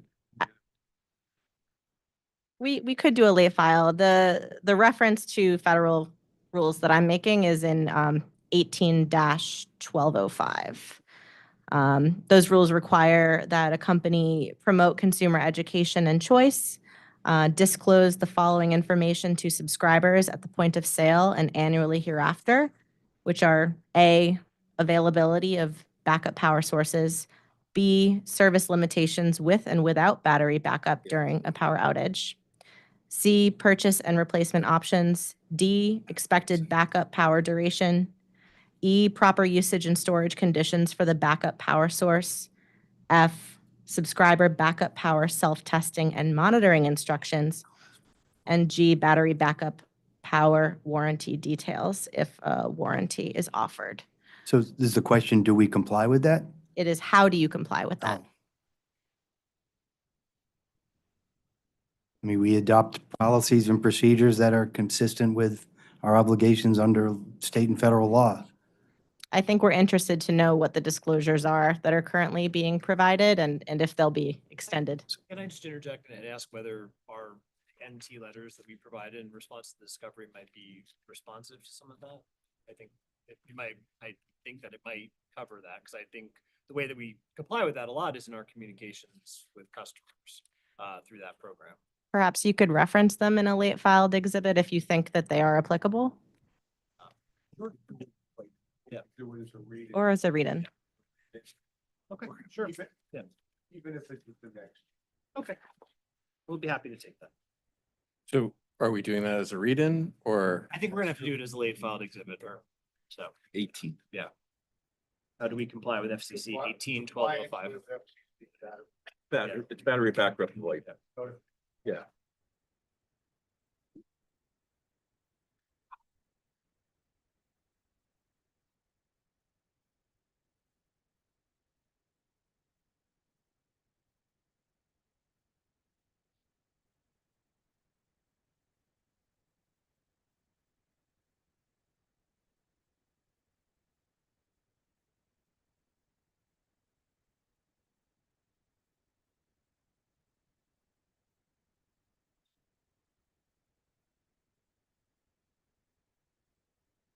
If you guys are going to another line of questioning, we might ask if the hearing examiner will allow us to take a brief break. Our witness has been going for about 2 hours. Yeah. We have no objection, right? Okay. That's fine. How? 240. 10 minutes would be great. 10 minutes? Okay, sure. Thank you.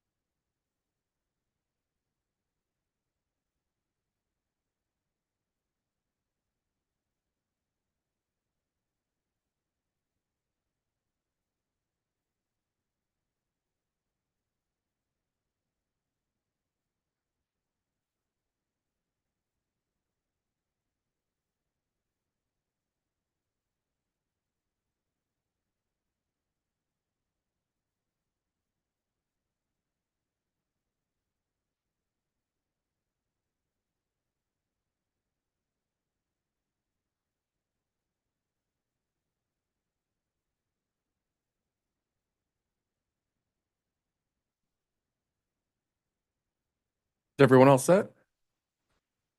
Okay.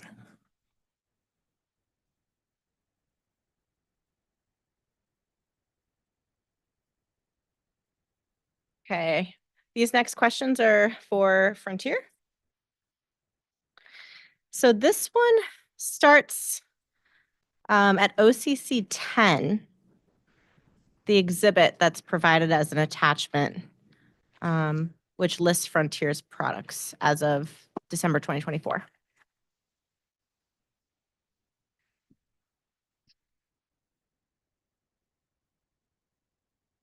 This may have a very simple answer, but we were confused by where it says BB Fios Fiber.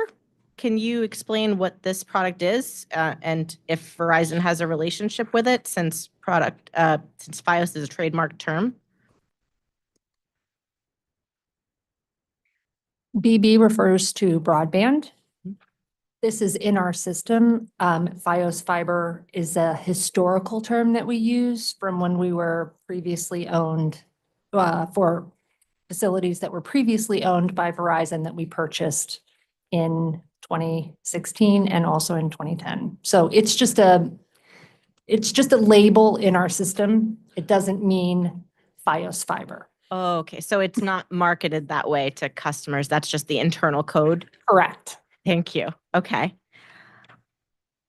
And similar with the video services, where it says Fios Fiber - local TV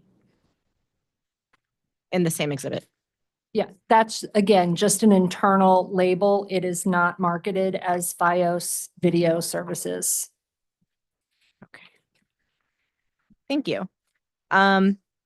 Ms. Ellis, for the record, for everyone in the room, can you define POTS, plain old telephone service, what it is? It's a basic voice line with no features. And can you clarify whether Frontier uses copper line to provide digital voice service to consumers? I think the answer to that is yes. Some of our services, which were previously marketed under the UVerse label, are a hybrid, so a blend of fiber and copper services. Excuse me, yeah. For the record, can you explain what UVerse is? UVerse was a prior technology brand name that was used by AT&T, and we purchased AT&T's operations in the state of Connecticut in 2014. Okay. So in areas, am I correct to understand in areas where digital voice service is provided over copper, it's actually being carried over copper and fiber as a blend? Correct. It's fiber to the DSLAM and then copper beyond that. And can you tell me, for consumers who have digital voice service over that particular product, does their service work in the event of a power outage? They also would have to have backup battery capabilities.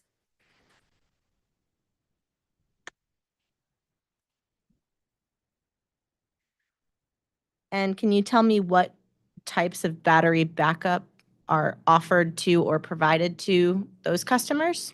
Yeah, we offer the standard backup battery for voice over IP services. It is, I believe, D-cell based power trays. So batteries that are available at Walmart. I can't remember what the grocery store is here, but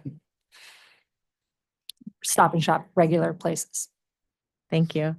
And I think I'm going to ask the same question of you that we gave to Verizon, which is, how does Frontier comply with the federal battery backup requirements? Sure. So we're aware of those requirements. We follow those at the point of sale. We make customers aware of what some of the 911 limitations are associated with voice over IP services. We have to get customer acknowledgement of that disclosure of some of the limitations. And when I say limitations, it's really just that in the event of a power outage, customers need to have battery backup in order to make calls. Otherwise, the voice over IP service works just the same from a consumer standpoint.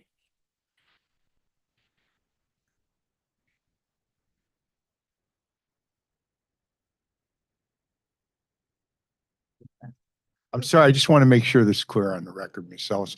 So we're talking about in the in the event of a commercial power outage.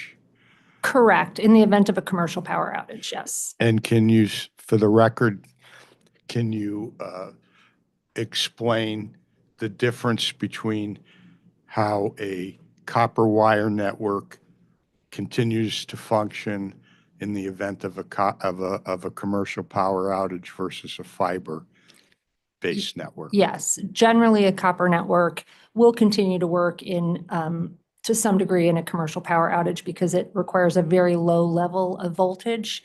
However, there are limitations with copper networks because they have to be line powered through the entire path of transmission. So there are more opportunities for power failure based interruptions in a copper network than they are with a fiber network, because a fiber network is a passive network, only needs power at either end of the connection in order to transmit a signal. Thank you.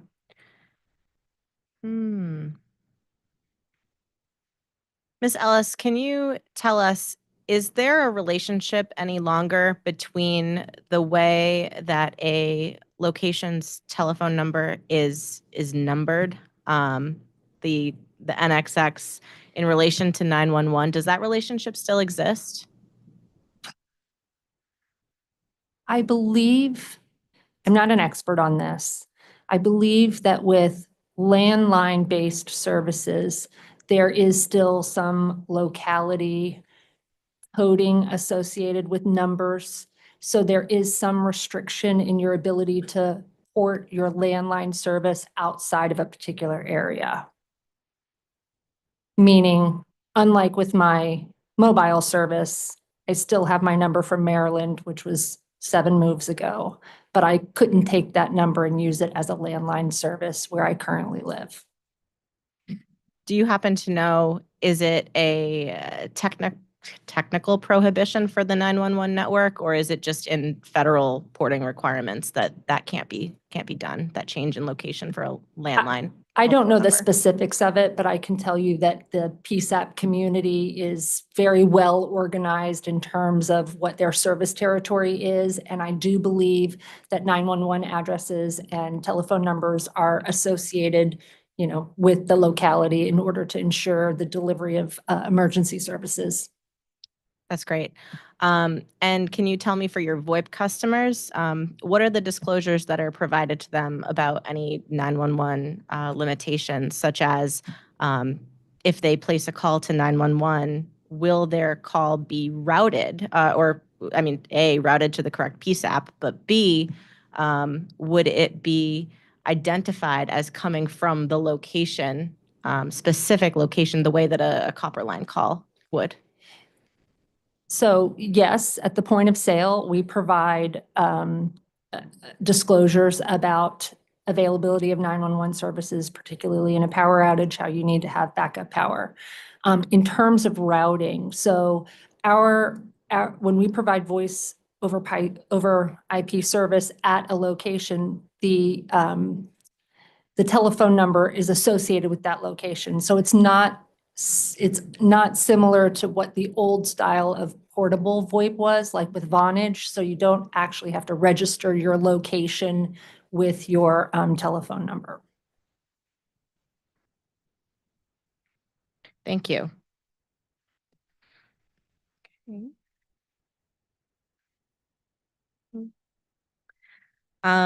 Ms. Ellis, can you tell us, this is a different vein, so bear with me changing tracks.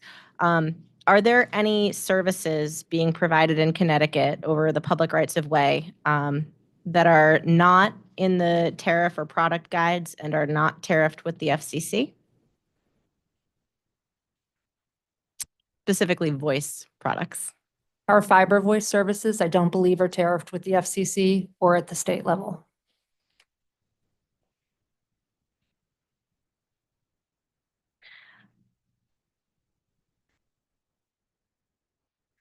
And Ms. Ellis, changing gears again, I'm sorry. Can you tell me, what is the source of your quality of service metrics for each region when you do your reporting? Where does that information come from? Our operations team tracks those through automated systems. I don't know the precise name of the system, but it tracks trouble tickets, resolutions, and we can pull reports from that. Can you tell me when the quality of service reports are being generated? Is it only service repair related outages that are included in the metric for the out of service more than 24 hours, or are things like porting issues that result in a lack of dial tone also included? I don't know that porting issues are a big issue for us. Let me just say that. In terms of metrics, performance metrics, just generally, we track a whole host of performance metrics. Our operations team and management are looking at those in real time on a daily basis. Where we have to file an actual report, then we will do a report from the systems in order to populate that. Thank you.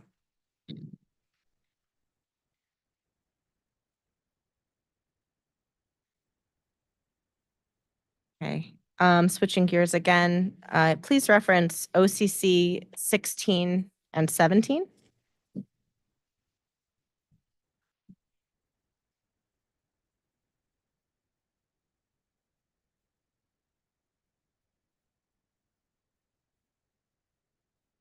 And to be clear, this is the version made publicly available, so this is not confidential.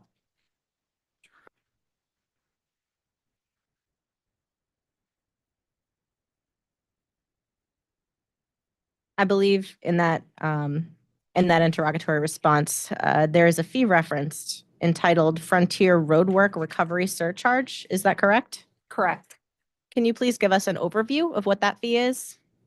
Sure. Periodically, municipalities will require us to relocate our facilities for a variety of reasons. Often it's related to beautification initiatives where they, maybe in the center of town, want the aerial infrastructure buried.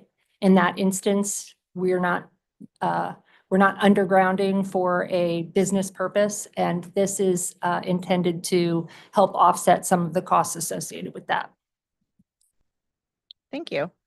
Can you explain what kinds of customers specifically are charged this fee?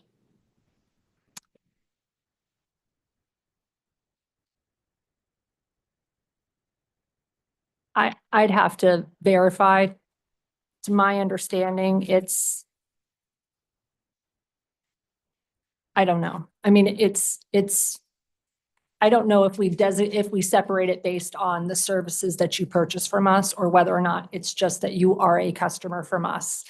Beautification projects typically require undergrounding of all of our infrastructure that's in the right of way, whether it's used for voice services or others. So I'd have to check on that. Is the fee only charged to the people in the towns that are requesting the relocation of services, or is it split across the state?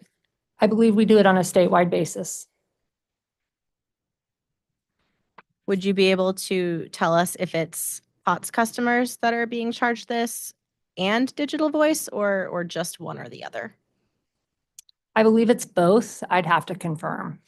Can we get a confirmation of what services a consumer must have to be charged this fee? Yes. You all taking a note on that? Where are we on? Late file. 19. 19? All right, let's get the title. Phase to which fee is applied? Yes, to what services is this fee applied? It's the road recovery fee.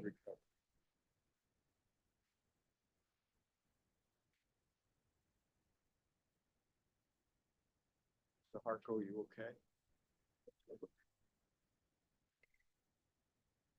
okay? For the next question, can you tell us how much Frontier pays annually for those instances of costs associated with moving or relocating network facilities or for infrastructure changes requested by a city, county, state or federal authorities, perhaps for 2024? It really varies. I don't have the numbers for 2024. It really varies based on how many requests we've gotten, how big the undergrounding project is. Sometimes it's state highways or, road changes. It's really just depends. We would like Connecticut's data for 2024. How much Frontier was charged by state, local, federal authorities to relocate facilities in Connecticut in 2024. Just to be clear, it's not what they charge us. It's how much it costs us to move our infrastructure based on their Thank you for that request. clarification. Okay. Thank you. Mhm. That's fine. Um, Sorry.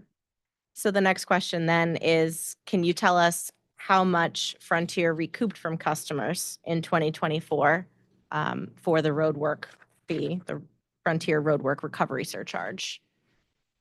I think we can include that in the late The late filed file. exhibit. Thank you. That would be B. Yes, that makes sense. 2024. Right.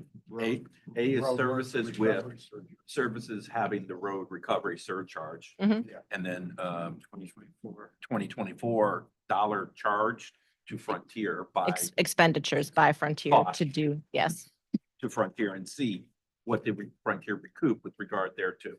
yes. Thank you.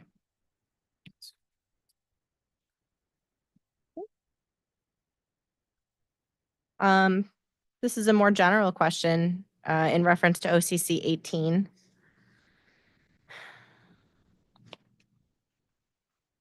Have there been any changes to taxes, surcharges, or fees charged to Frontier's Lifeline customers in the last 12 months? Not that I'm aware of, no.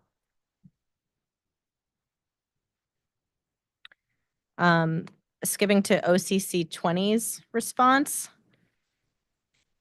By my reading of this one, it appears that Frontier's answer didn't address if Frontier has any existing customers on Price for Life plans. Can you please clarify if that's the case?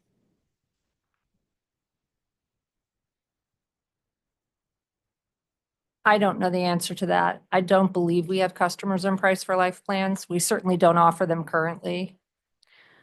I think we would want as a late filed exhibit, if you're not sure, whether there are any Price for Life customers existing that may very well be impacted by the merger. Yep. Including, actually, yeah, that does include SNET retirees. They would be on our customer roll. That was my So next one. LFE 20, Yes. So yes, that would be a two-part question. Are there existing customers on Price for Life plans? And does that include or preclude the existence of any SNET retirees who might be on a Price for Life plan?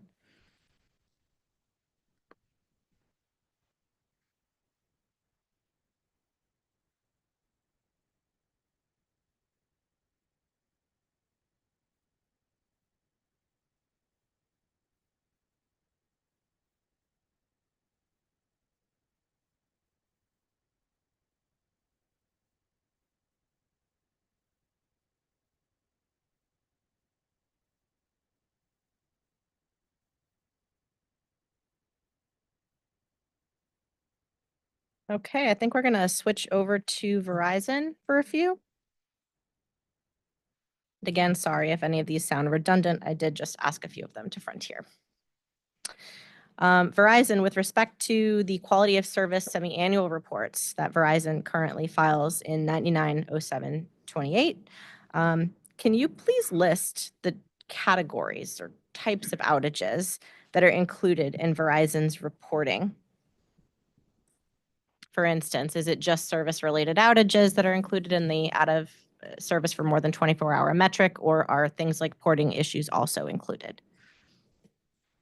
Yeah, I'm not certain about the porting issues. It's, we report out on trouble reports per 100 lines, maintenance appointments met, installation appointments met, installation interval standard upon customer request, and out of service repair standards.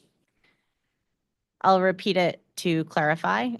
Specifically for that fifth standard, the out of service more than 24-hour, trying to determine, are all outages that are not on the consumer side, are they all included in the reported data for that standard? So if there is, for instance, a consumer who their number got taken from a key punching error because somebody at another company tried to port a live number accidentally, which does happen from time to time, and the consumer can't get their number back for a week.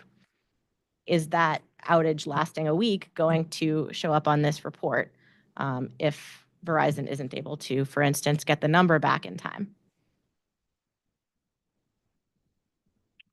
The information that I have is, that all service repairs received by the company in any given 24-hour period shall be cleared within 24 hours, and that's what we put out on.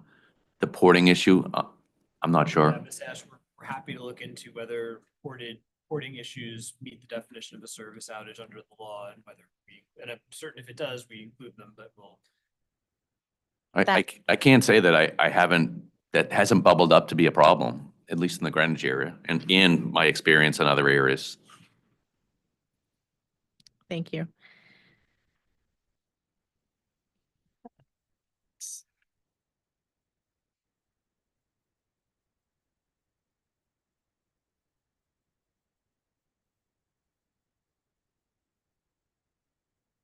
Verizon, this next one's for you also. As you're aware, outages lasting longer than 24 hours is a critical metric used in Connecticut to determine quality of service. What does Verizon intend to do to improve the outage response time, specifically in Frontier's service area, if the merger is approved? So I'm going to do four things. One is we're going to go and do an analysis of the Frontier network. And we're going to make a commitment that, that is a priority to get our customers back in service if they do have a service outage. We'll honor the reimbursement if they do have an outage that's greater than 48 hours. And, across the board there, that with the training and the tools that we have at Verizon, we're going to roll that out with the Frontier area.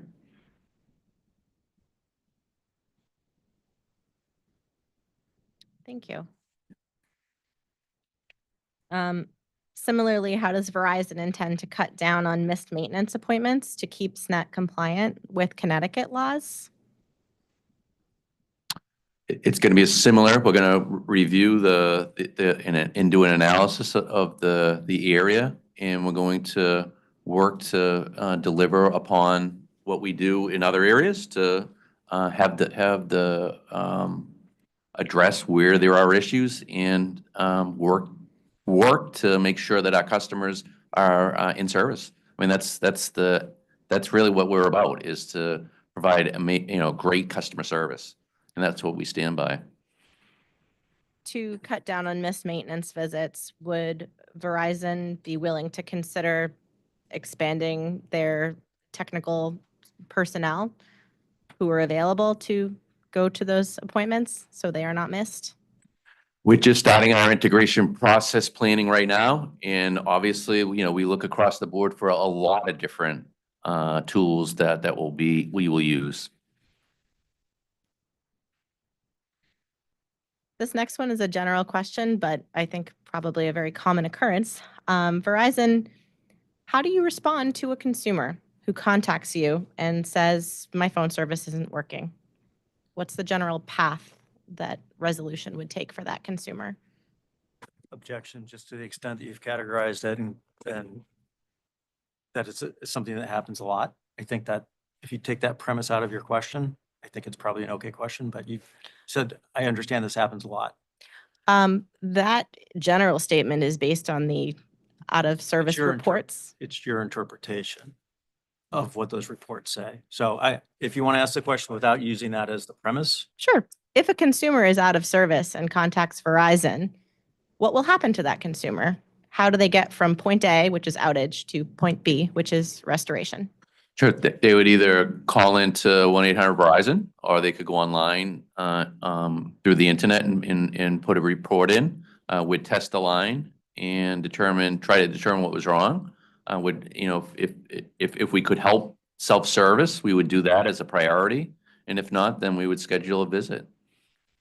How would self-service be conducted? So if we were over on the FiOS side, that, we would test their line. We have different tools available that the customer could have a video chat with the agent to show the agent what was wrong, and then we could help the customer through. And in most cases, that's what customers want. The customers, one, they want to get back in service. They generally don't want someone out. But if we do need to send someone out, we would send someone out. Would a POTS consumer still be referred to their network interface device to try plugging in a phone to see if it works inside the house versus outside? There's various different troubleshooting techniques, and that's what we're trying to do, is to identify exactly that.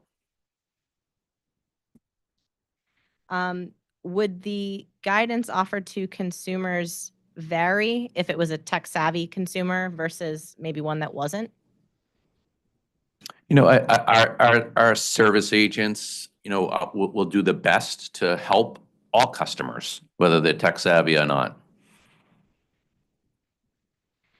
And in the event that it is an outage outside of the home, what is the Verizon process to then follow through with making sure that the customer service is restored? And you can get as granular as we create a ticket.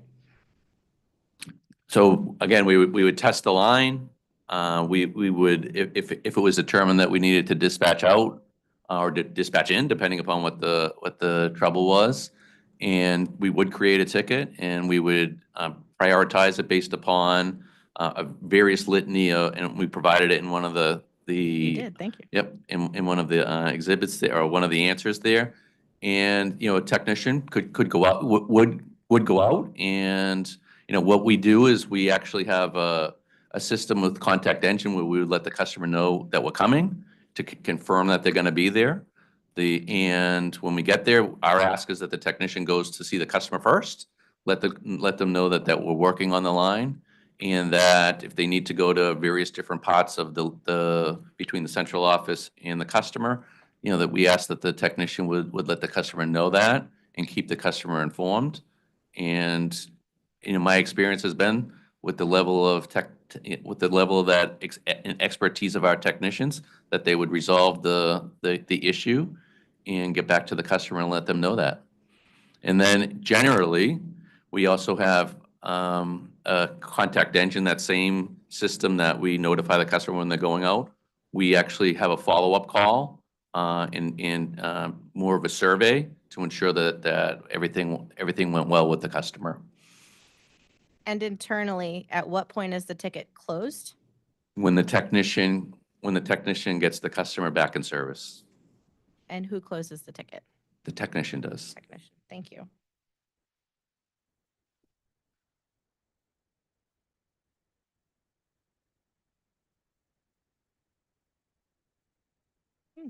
Is the customer charged if a technician is dispatched to restore their service?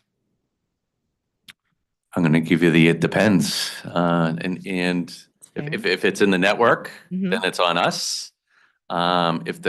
We have also, if it is in the customer side of the DMARC, we have insurance. So if the customer has insurance, they won't be charged. But potentially, maybe it was the inside wiring, the customer could be charged. But they would be notified up front when they called in, or if they went online, that there could be a charge if it was inside the house, inside the premise. How much is the inside wire maintenance fee? I'm not sure, to be honest with you. I'd have to double check for you, Paul. Yeah, Yeah, that's the insurance plan you're referencing, right? exactly right. If we could find out how much that is, And everything I gave you We'll is, read it. is what I'm answering for Greenwich. thank you. Yep.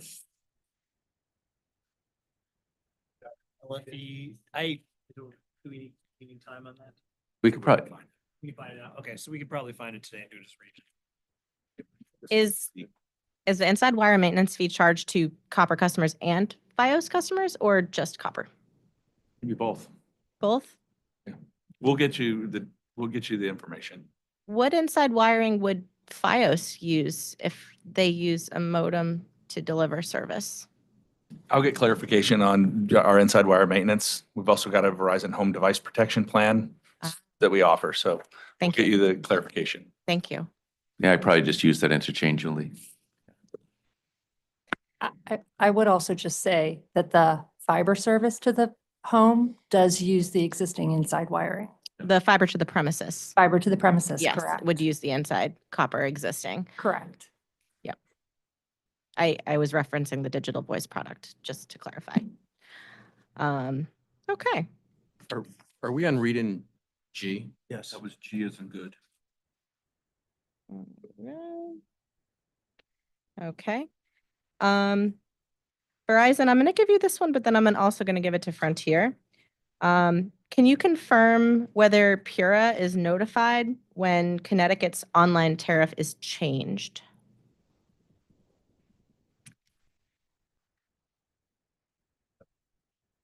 Wired it is, yeah.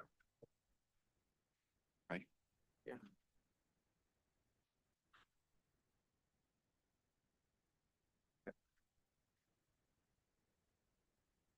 We understand that a tariff is filed with Pura, so a change to the tariff is also filed with Pura.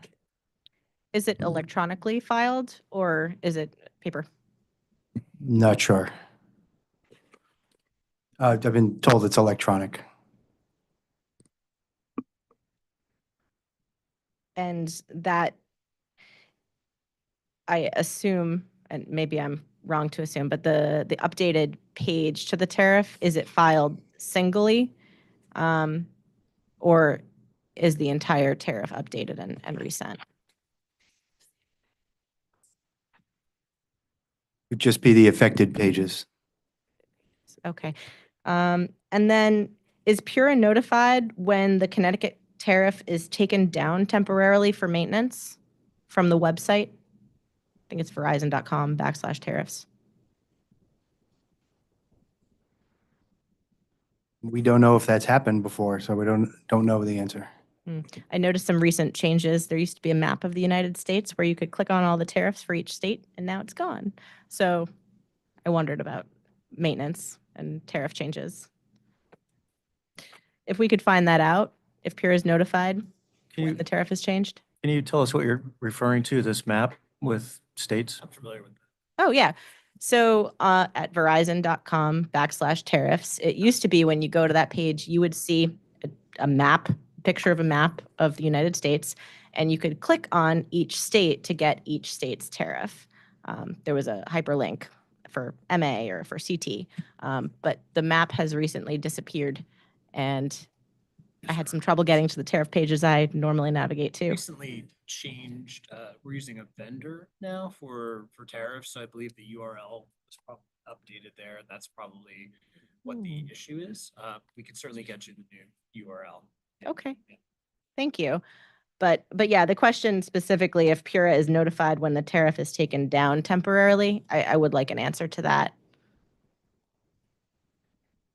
For maintenance or updates. Oh, sure. I just asked.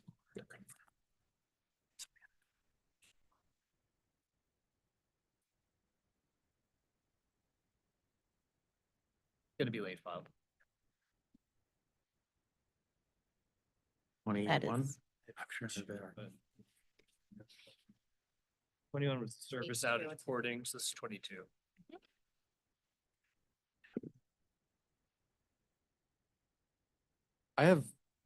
This is 21. No, I had 21 as the service outage reporting question about whether we include in our category of service outages in reporting issues. that right? Or, yeah.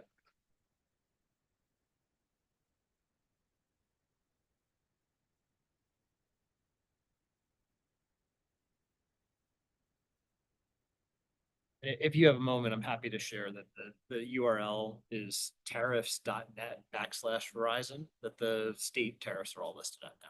Thank you.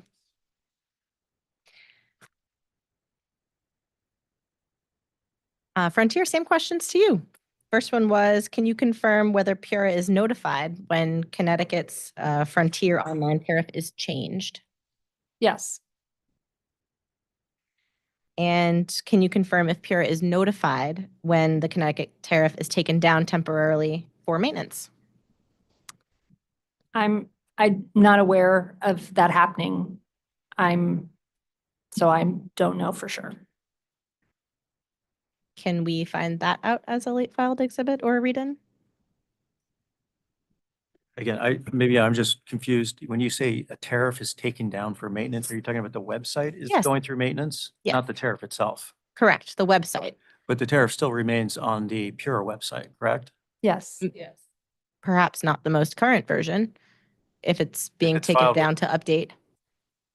So, Would be so alright. typically, maybe I could just explain. Typically, we would file the updated tariff, provide notice to to Pura, wait the appropriate number of days. Off the top of my head, I don't know how many it is. Once the appropriate number of days have expired, then it would be uploaded to our website. So it's not really that it would be taken down for maintenance. It would just be exchanged kind of in real time, and it would have a new effective date on it. Mm-hmm. And in the case such as Verizon, where there's a vendor change that impacts the navigability of the page, for instance, are those changes also reported to Pura? I guess we would have. Never had that issue, and I've never had that issue, and I was able to find the Verizon tariffs, so they're posted on our site the same. Are you asking us if we think the authoritative source for a tariff is on the Pura website or on the provider website? Are you asking that? Wasn't my question. Oh, Yeah, I think we're just confused because I mean, it's supposed to be on the Pura website, correct? Mhm. Because it's filed with Pura. You're asking whether or not, because there's maintenance on a company's website, that there's some requirement to say there's maintenance on the company website to Pura. I don't know that they're, Not so much a requirement. No, Okay. just whether a courtesy heads up was given. I would say that we are constantly updating our website with real-time information. We make tweaks on a regular basis.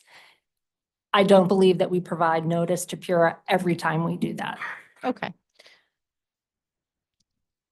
And honestly, I'm going to be comfortable kind of jumping on that answer. I'm fairly certain that's probably the case for us as well. So I to the extent that's helpful as removing an LFB on that one, I think I can stand by Ms. Ellis's answer for Verizon as well. Okay, maybe I can tidy it up by asking, would Verizon be willing to give a courtesy heads up to Pura and or OCC if the tariff is going to become unavailable We'll take that back as the. on the company website? Take that back as the LFB. Same question to Frontier. Would Frontier be willing to give a courtesy heads up to Pura and OCC if the company website was going to be down for the tariff page? What I would say is that if it were being modified, it would be for such a short period of time that I don't think that notice would be of really any value to Pura, because we would be providing notice and it would already be done. Again, we're constantly updating our website. It's a living website. And so I'd have to say, I don't think that advance notice would be meaningful to the commission, because the change would be in place by the time anyone had read the notice. Did you have something to add?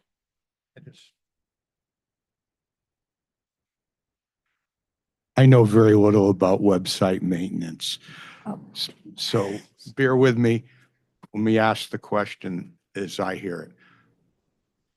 When you make all these updates, do you disable your website for a period of time?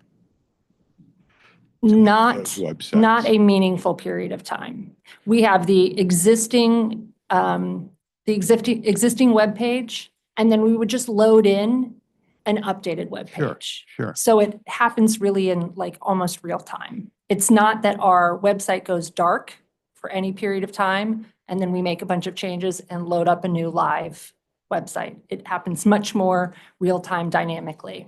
So getting back to the tariffs, which are kind of a quasi-legal regulatory document, are those impacted by making regular changes to the website? No, they would only be impacted to the extent that we were uploading a new tariff. So tariffs are relatively static. They don't change all that frequently. And, When it's changed, it would change like that. and then also with respect to general services and pricing that are other than, other than tariffed rates, those are, I assume, are changed probably a little more frequently, but there's still, the consumers, if I'm looking to shop between Frontier and Altice, for instance, in Connecticut, Pick Frontier. yeah, would, would that,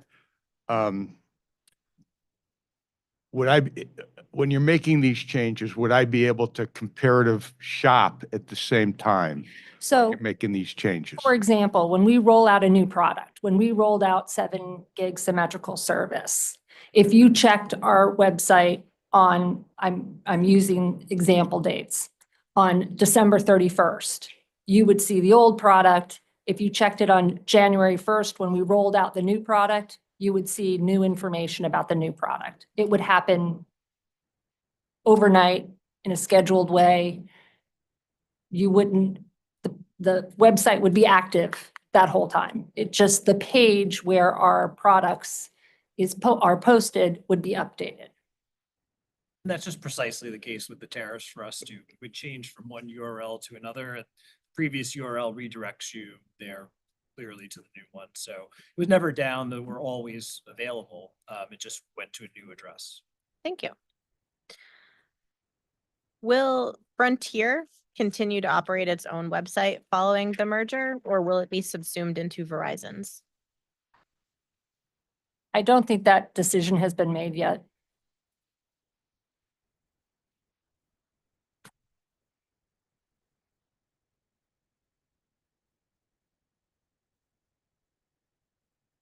Yeah. Yeah. Mr. Vasington, in cases like MCI and was it XO or XNO? I forget. XO. XO, how was that managed on Verizon's website? Do you remember?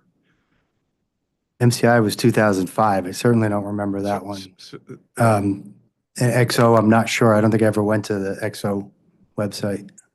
But but was it incorporated into the Verizon website or was it a standalone? Yeah, I'm not sure. Okay. Okay. You don't have to check either. Okay. It's okay. Thank you. Just want to, Yep. I'm sorry, go ahead. I just wanted to go back to the last discussion that we just had. Did that take care of the last late file exhibit that we were discussing? It's, I'd ask- to me, it did. But it's up to them. It seemed like it did to me. I just want to confirm that that's the case. I believe so. Okay, thank you. Okay. Thank you. Thank you. So 22. Yes. Thank you for pointing that out. Yes. Yes, We appreciate it. appreciate it.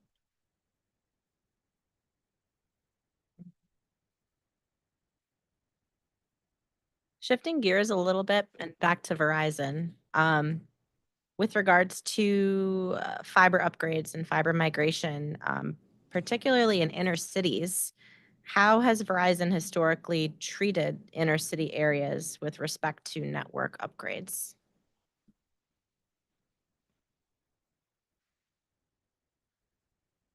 I mean, I don't know of any difference between inner city versus an urban, a suburban area. Mm. So take our two most neighboring large cities, New York, Boston. Were there any particular challenges that Verizon had in building out those inner city areas that perhaps could be learned from when building out the Hartford area even more, for instance? To your point, we've built out New York and we've built out Boston. The difference, as you know, is probably the MDU environment versus a single family environment. And we have a team of folks that go and meet either with the condo boards or with the building owners to agree on a premise access license so we can get into the building. And, we would go and work with the condo board or the management company to agree upon how we would build out the MDU. Are those cities fully built out with fiber, or are there areas that fiber, for whatever reason, is inaccessible? It can't be put in? I would say that we're very close in Boston. We're just finishing up in Boston right now. I believe in New York, we're just finishing up in New York too. Are there areas where it's like a closed block that there's buildings that are encompassing, and we need to get the landlord or the condo association to allow us access into those areas? We run into that, but that we work and continually talk with those folks so that we can get access. And it's certainly the case that all of our experience in the surrounding states here and in the Northeast region has involved a variety of, city builds, country builds, suburban builds. So all of that experience is one of the reasons why Verizon is particularly well-suited to become the controlling parent of SNET here, is that we've got the experience working in all of those environments for the past 20 years and have learned a lot. Can Verizon commit that in areas where it's retiring the copper, it will not do so until every location has been deemed fiber available to ensure that no one is left behind without service? We follow the FCC's process and rules in terms of copper retirement. There are some areas where, and we endeavor to make sure that every customer is switched over appropriately to fiber before we retire the copper. There are certain areas in these geographies where we don't even have any customers existing. So there wouldn't be any point in saying we're waiting to retire the copper until every location has fiber when there are locations in there that we don't even have any customers. But other than that, we go to great lengths to make sure that customers are cared for in this transition. And for consumers who may, for instance, have a very long driveway, in the course of fiber migration, would Verizon ever charge a charge in aid of construction or a contribution in aid of construction to those consumers? Would they have to pay for fiber install? In the situation where we're discussing, I think the situation we're discussing is we're migrating the customer service from copper to fiber because we've chosen to Yes. retire the copper. That's done at our cost. Mhm. Okay. So regardless of how far the consumer is from the plant, for instance? That's my understanding, is that when we do this forced migration of a customer's facilities from copper to fiber, that's entirely at our cost. Great, thank you.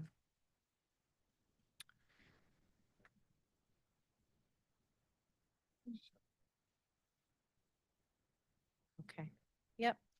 Can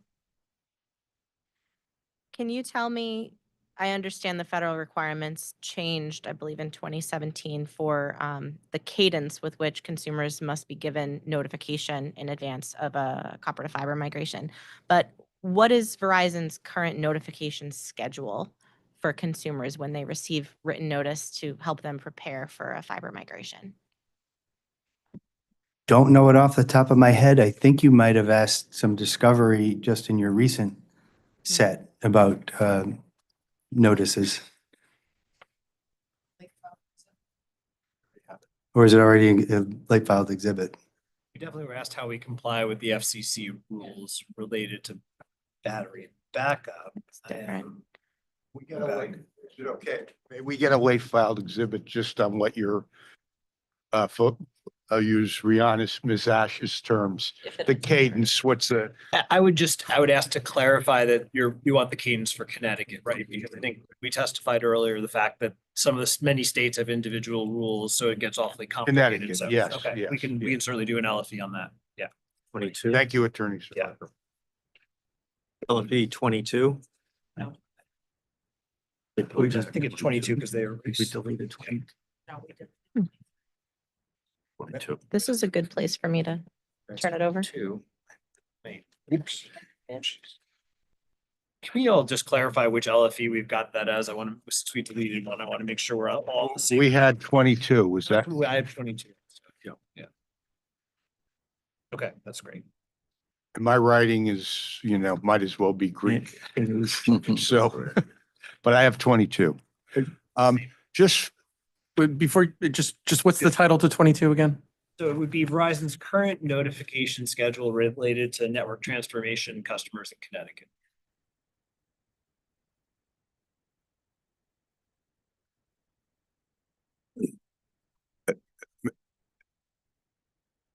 I don't know if it's Mr. Sullivan or Mr. Vasington who would want to answer this, but can you, just for the record, can you explain what the process is that, for network, for copper wire retirement? I don't mean regulatory process. What are you doing physically? Are you switching networks? Are you just shutting down? What is the actual operational process? Are you closing a wire center? Are you things of that nature? Kind of a quasi-technical thing that in layman's terms, if you can just explain it for the record. Yeah, so we have what's a process known as race to zero to get off of the copper. And our goal is to get folks onto our fiber product. And when we get down to a certain level in a central office, I think it's 750 customers on copper, we could actually start to turn down that switch with input I believe it's called a G5 switch in. And what the benefit with that is we can shut down the ESS switch that we have a great reduction in energy for that central office, a great reduction in cooling that's needed for that area. And, the next goal would be to get the customers transitioned, from the remaining customers from the copper over to fiber so that we can get a central office that is effectively has zero copper in it. And then, we just started a program, I think I mentioned earlier, where we're doing copper recycling in certain areas. Okay.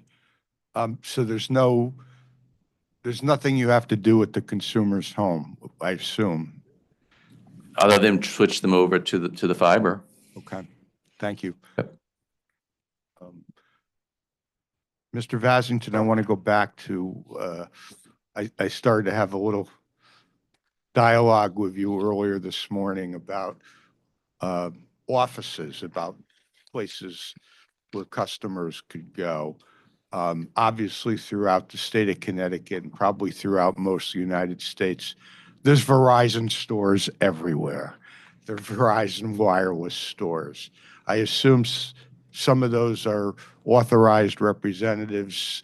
Not all of them are company stores, but could you foresee where, since there's such an interplay, again, I call this the road in the sky, the road and the sky, not the road in the sky, the road and the sky plan for Verizon. That's my term, not yours, obviously.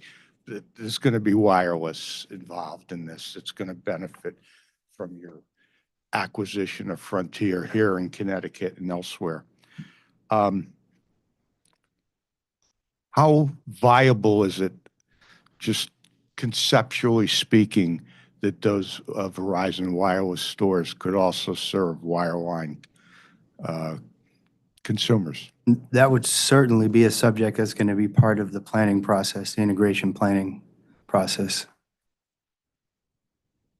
Okay, so you think that's something that would be discussed? I do.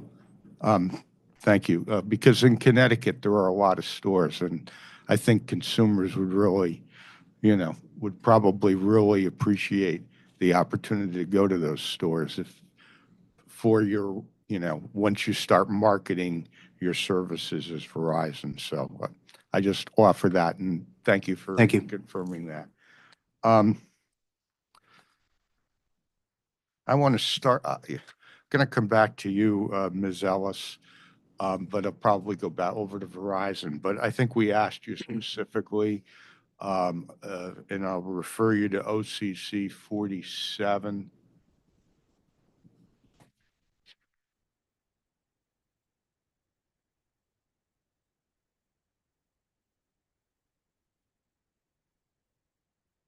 You have that? This is the lead sheath cable issue that the Wall Street Journal did the investigation on.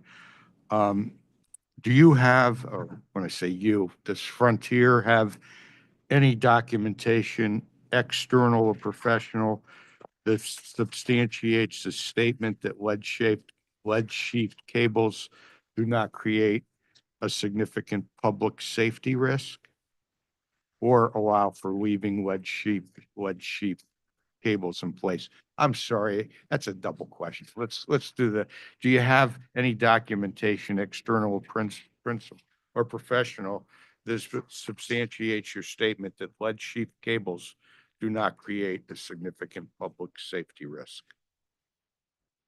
I would just first object to the extent that we've already objected to the discovery request and also indicated that there are no such documents in response, unless there's a separate document request that was part of this. But I believe it was asking to identify those documents. Well, I think we should overrule that objection because, I mean, it's obviously a public safety issue. All we're asking is, do you have any documentations that substantiate the statement that was made in your interrogatory response that lead sheath cables do not create a significant public safety risk? Did you, Attorney Jens, did you say that there were no documents? I missed when you were.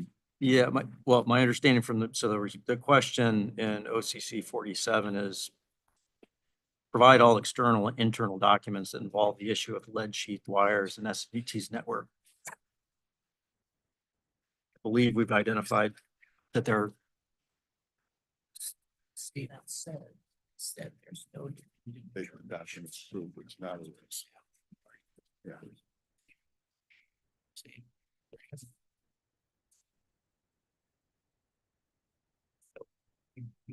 My computer is, it's not like I said, it wasn't. It hasn't been. Call your attention to. Yeah, so I would, hearing Officer Fryer, I would call your attention to the second paragraph on OCC 47, if you have it in front of you. I think we've indicated that there is no document that's gone through that process. Right, I would read no definitive, go ahead. Yeah, there's been no definitive determination or requirement has been established regarding whether lead sheath cables create a significant public safety risk or whether to remove or leave lead sheath cables in place. And Frontier believes any action taken by the company should await a more thorough assessment of the risks. So we've already answered the question. Bear with me, excuse me. Bear with me for a second, please, before I.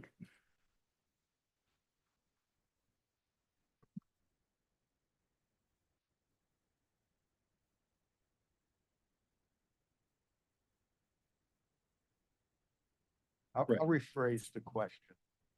Has there been any update to your position? Frontier believes any action taken by the company should await a more thorough assessment of the risks and benefits. So we're supposed to be waiting for that. Have you, you've already said that, but There's been no change since okay. this response. Have you discussed this with the Connecticut Department of Energy and Environmental Protection? I don't believe so. Verizon, same question for you. Any updates from your company's perspective? There's no update to the response that we provided for OCC 161. And to the best of your knowledge, has Verizon discussed this issue with the Department of Energy and Environmental Protection? I don't know. Well, we might want to take a look at that before we consummate this transaction. But in any event, let me move on. Thank you.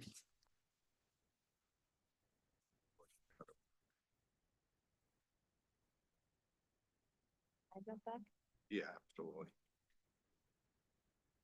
I'm gonna take a couple more. Verizon, this one's for you.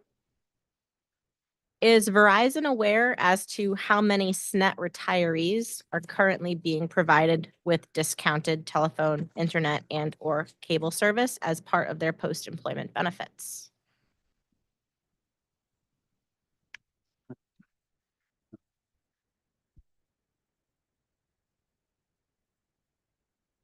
For a specific number, I don't know if we know that. That might be something that's subject to the transition planning process.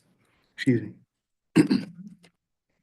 Has Verizon considered what will happen to those retirees' service plans post-merger?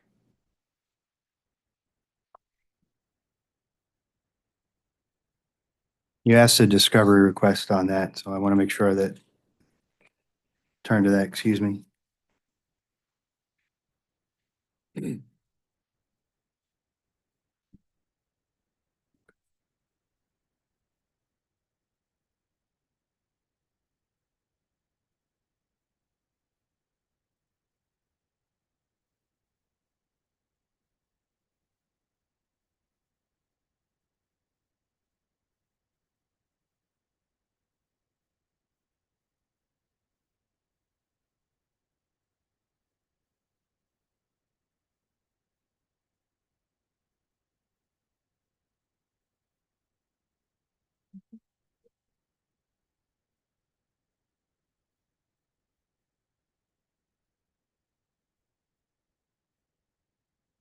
Okay, I mean, I confirm that, yes, that is part of the transition process, and Verizon has made no decisions about legacy Frontier service plans or changes to them at this time. Okay.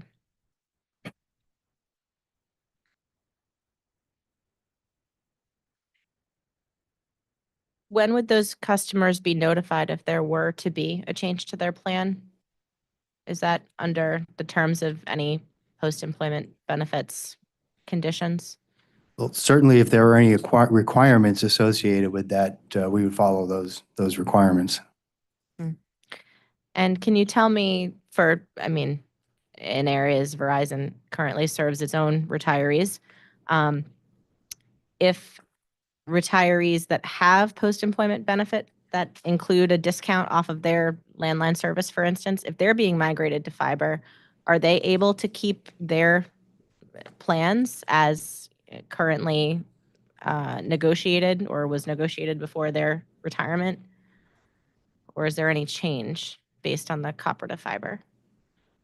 I don't, I just, for my purposes, clarify the question. I didn't quite get it. I don't know if we're just. Sure, no problem. So in Verizon's own service area where Verizon retirees, maybe New England Telephone retirees, for instance, if they had, as part of their post-employment benefits plan, a discount for their landline service that applied to their copper line, and then they were migrated forcibly to fiber, for instance, does Verizon currently change the post-employment benefits retroactively for those consumers if copper is no longer available? So when we migrate a customer from copper to fiber on that forced migration scenario, we're only changing the underlying technology. We are not changing the service. So a customer doesn't have a technology, they have a service. And the customers keep the same service that they had on copper, even if it's POTS, plain old telephone service, Mhm. when they move over to fiber. So if a retiree had a concession service, Mhm. that's a regulated telephone service and they have a discount off that, they're going to keep their same plan, even if that service is provided over a different medium. Thank you. It helps to know what Verizon is currently doing and, trying to figure out what might happen here. Thank you. What- Okay, I get two more. Referencing Verizon's pre-filed testimony at page 38, which states that Verizon will offer, and admittedly, I paraphrase here because it's very lengthy. Verizon will offer benefits to Frontier employees that are no less favorable in the aggregate than those offered by Frontier. Can you explain what in the aggregate means here specifically?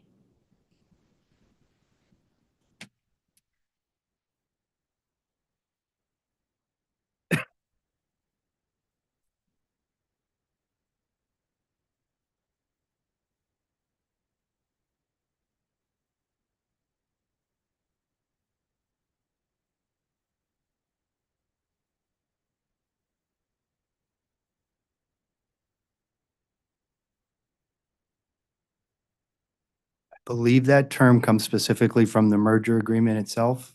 And I would have to look into that because I don't know what the specific reference was. Okay. I'd like to take that as either a read-in or a late filed exhibit. Particularly as I'm trying to determine, are some individuals going to lose the level of benefits that they earned and currently enjoy?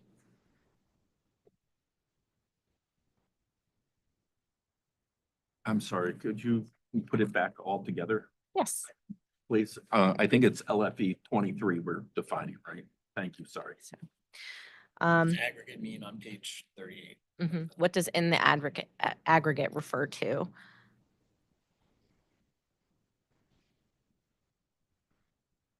Would you like me to restate the question? No. I think I Mr. get Thomas? it. Yeah, And- we're and I good. mean, Okay. we're happy to do a late filed exhibit to provide more context, but I think it means the common dictionary definition, right? That some of the slices of the pie might be different, but the size of the pie doesn't Mm. change. I'm interested in the individual slices of the pie. You would be.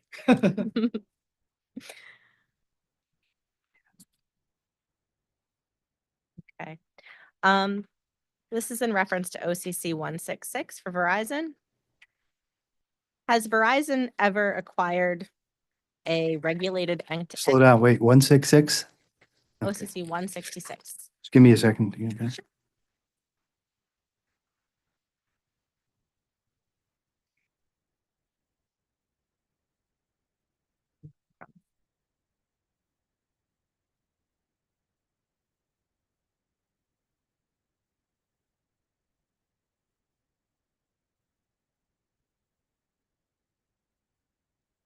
We're here. We're there. All right.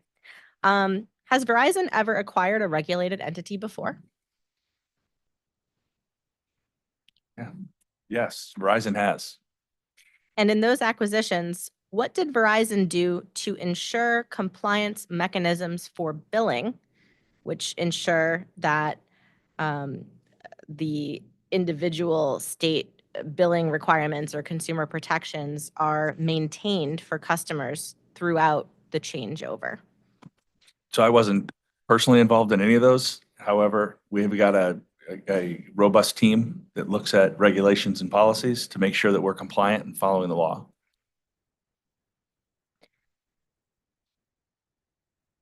Has Verizon encountered any changeovers when migrating billing systems in the past that it could learn from as it engages in what is likely to be a repeat scenario in Connecticut? I'm sure we have. I couldn't list those for you, but they'd be part of our integration planning team. And has Verizon ever purchased an ILAC network and not changed the billing over to Verizon letterhead? I'm not aware. Is the plan eventually to move all the Frontier bills over to Verizon letterhead? That'll be part of our planning and integration as we move forward. Okay. Bert, I think you got time, literally 1 minute for one more question. Okay. Sorry. Thank you. If you go back to Ms. Ash's question about challenges in the inner city and how do you deal with the inner city? There's a reason we asked that question. Our office has been very active with the National Digital Inclusion Association, which is obviously, it's an entity that Verizon recently did a conference in Boston on. Unfortunately, I wasn't able to go. But the reason I asked that is because the NDIA was, along with some other community organizations in Cleveland, Ohio, did an analysis and a study that ultimately ended in a report about AT&T's wireline service in inner city Cleveland. And the conclusion of that report was that AT&T is systematically discriminated against, I'm reading from the website now, lower income Cleveland neighborhoods in its deployment of home internet and video technologies over the last decade. So that is why we're asking that. And I assume the question is to ask the question. I don't want to ask it because it's kind of insulting, but we want to make sure that there's no discrimination with respect to lower income neighborhoods. And that is not that it's explicit, but certainly implicit. And I hope that Verizon, assuming that all this deal is consummated, that it will do its best to ensure that every resident of Connecticut is treated fairly regardless of income and location. Of course, I cannot speak for AT&T, so I'm not even going to try. Oh, I don't even But- want you to. But speaking for Verizon, I can absolutely state that we make no decisions on the basis of race or income levels or other categories in terms of our deployments. We are very proud of the fact that we are deployed across the cities that we've been deploying to. We went to Boston. We started in Dorchester there. Some of the more higher income neighborhoods were on the later end of our deployment schedule. Not to say we're discriminating against high income people, just to point out that those types of factors are not taken into account when we make our deployment decisions. And that will certainly be the case in Connecticut when SNED is under our control if the deal is approved. Thank you. It's good to hear that. I think we're going to break. OCC will surrender its position at the cross-examination table for now, if that's okay with everybody. Could we take just this moment to also add our read-ins that we have available for the record? Sure. We have, I think, two different, so the read-ins will come from Ms. Ellis on behalf of Frontier, and I believe those are for read-in C and read-in F. So read in C related to the commitment that we made in the restructuring proceeding. We committed to 100,000 locations passed with fiber to the premises infrastructure by the end of 2024. We passed 1 million locations in the state of Connecticut by the summer of 2024. So we far exceeded our commitment there. Thank you. And Mr. Vasington will provide the read-ins for read-in A2 and D. And the remainder of the read-ins will be turned into late filed exhibits. Tim, I didn't finish F if you wanted me to do F. Sorry. F related to the tariff. So our credit policy for regulated services is at our tariff section 16, which is entitled Allowance for Interruptions. We do not have automatic credits associated with voice over IP service interruptions. Sorry, I I'm need sorry, to, that was E, right? that was E. Thank you. No, sorry, F. F. F. And then there was also a question related to credits associated with our recent settlement. So as I mentioned earlier, we're in process and on track to provide the credits and the required filing. At this point in time, we've determined that 5,400 customers will be getting credits. The average credit is approximately $160. And the highest credit for a single customer is $1,500. Thank you. Thank you. Sorry for jumping the gun before. So, Mr. Vasington will handle read-in A2 and D. And as I mentioned before, the other read-ins will be flipped into late filed exhibits. And we'll get you that number in a minute. And just to clarify, make sure I get my letters right, A2 is the question about common stock, about the stock, yeah. So the question was about what happens to the Frontier stock when the merger sub is combined with the Frontier parent, and then the merger sub ceases to exist. The issued and outstanding shares of Frontier will be paid an amount in cash equal to $38.50 per share. And then all such shares of that Frontier stock shall no longer be outstanding and shall automatically be canceled and shall cease to exist. And then the other question, Ms. Ash, you were correct that $9.25 is not the current Lifeline voice discount. It is $5.25. I just want to ask our team if anyone was able to find the inside wire maintenance fees. One more thing about it, so I'll bring that in later. Okay, so we're still working on that. So I believe the read-in A1 is LFE 24. Read-in B is LFE 25. Read-in E is LFE 26. And are we going to keep G as a read-in? We'll have that today. Yeah, we'll have it today, so we'll keep that as a read-in.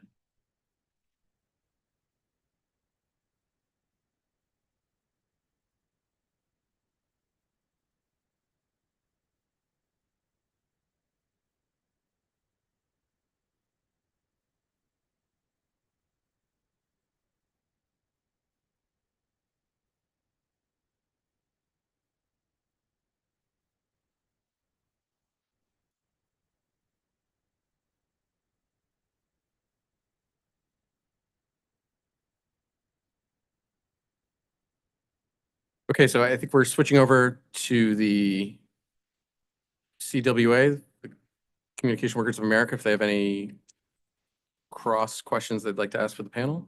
Take a 5-minute break just to get us. Sure. Yeah, no problem.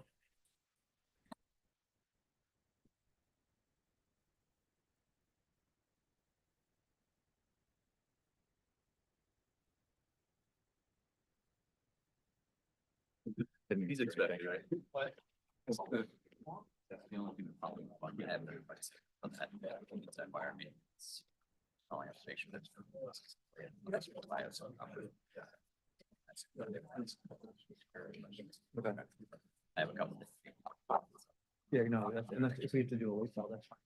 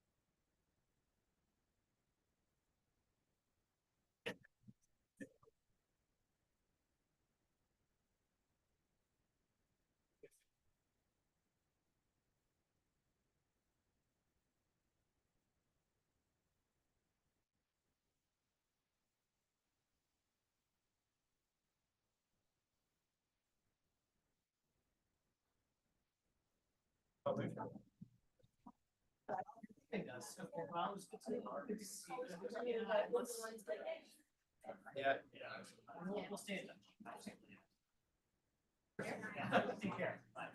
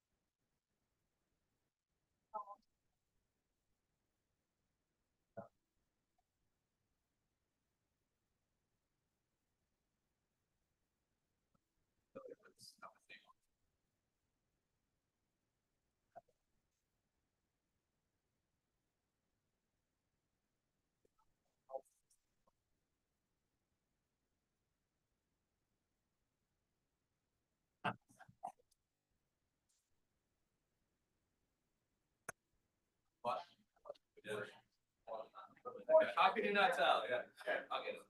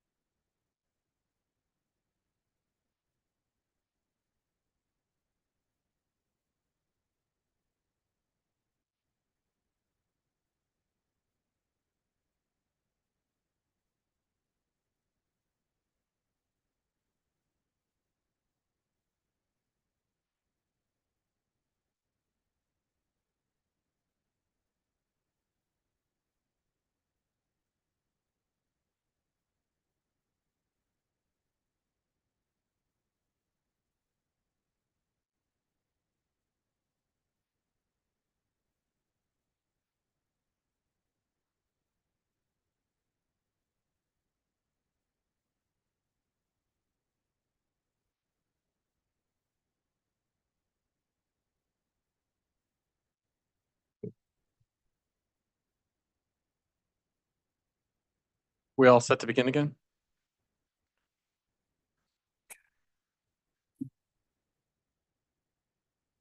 Thank you, Hearing Officer Fryer. No problem. I'm Sumant Bolapalli. I'm the attorney for Communication Workers of America. I'm going to be asking a few questions. I just want to make sure that everyone is familiar with the Communication Workers of America in terms of SNET. And you can nod your heads just so. Yes. Thank you.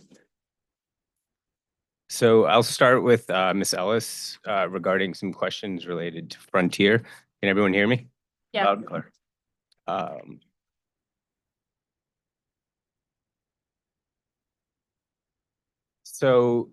So you were with Frontier in 2014 when Frontier purchased SNET from AT&T? Yes, I was. Okay, and so since that time, I believe in around 2021, Frontier had also emerged from bankruptcy. Correct. And then we're here now in 2025, now considering the current application application for change in control. So I guess my question to you is I think actually one of the read-ins you did was about the commitment that Frontier had made at the time in emerging from bankruptcy was, I believe it was about a commitment of 100,000 households in terms of fiber to the home.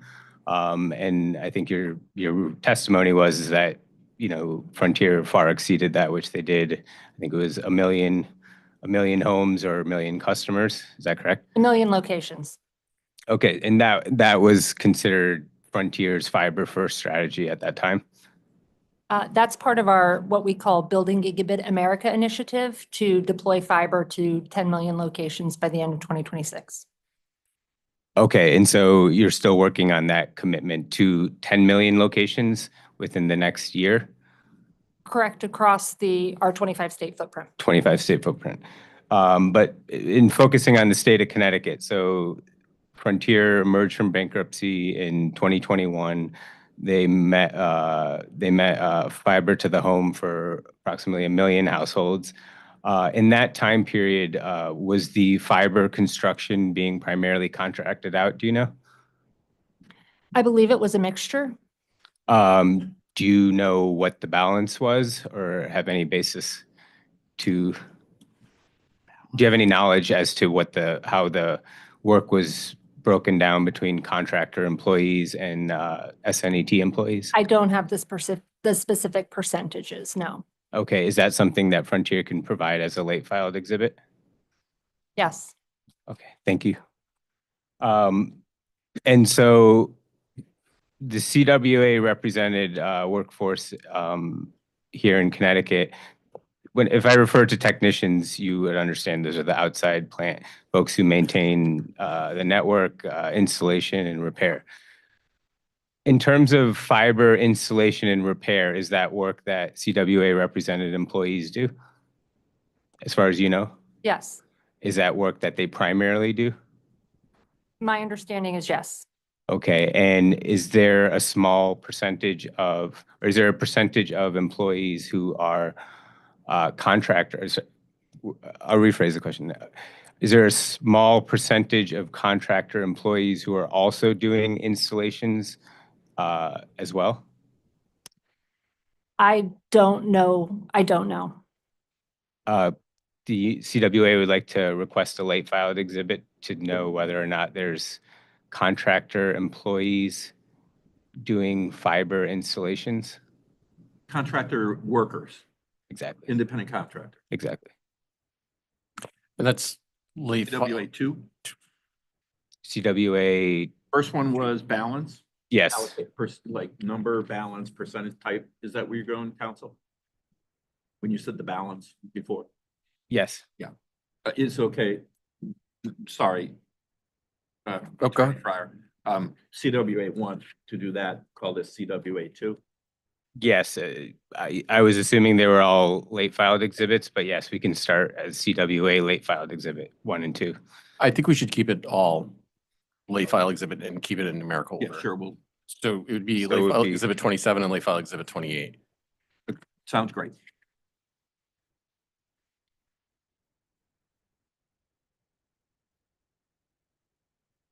So I believe the last response was you weren't sure whether there are contractor employees doing fiber installations in the home, correct? Correct, I'm not sure of that.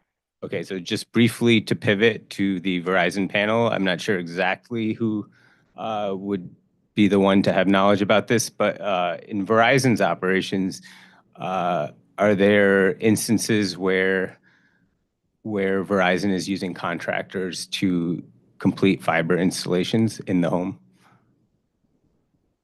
Are you asking for Greenwich, Connecticut area where Let's say within Verizon New York's footprint. within Verizon New York's footprint, we do not have contractors that do installation and maintenance. But Greenwich would be considered part of Verizon New York as well, correct? That's correct. And so you do not do fiber installations in the home by contractors? That's correct. And is there a reason for that? We follow the CWA, you know,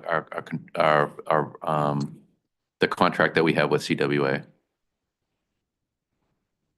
So leaving the contract, you know, aside, is there any other business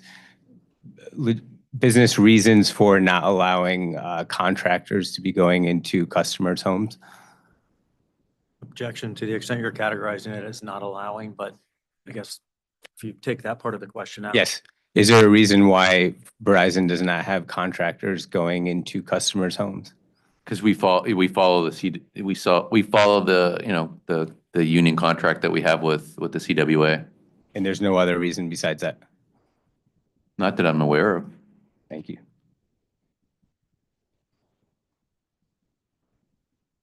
And so going back to Ms. Ellis, so recently, and I think there was already some testimony and questions about the notice of violations that Pura had issued against Frontier regarding service quality. You're familiar with that? I am. I think it was primarily focused on the two service quality standards. I believe it's the out of service repair and the maintenance appointment met, right? Correct. And the maintenance appointment met is essentially whether or not Frontier technicians are missing their appointments. Correct. So we were talking earlier about contracting out of the fiber to the home work, and I had asked a question about fiber installs. But in terms of, you know, repairing, maintaining the copper network, is any part of that, to your knowledge, in Connecticut contracted out? Not to my knowledge.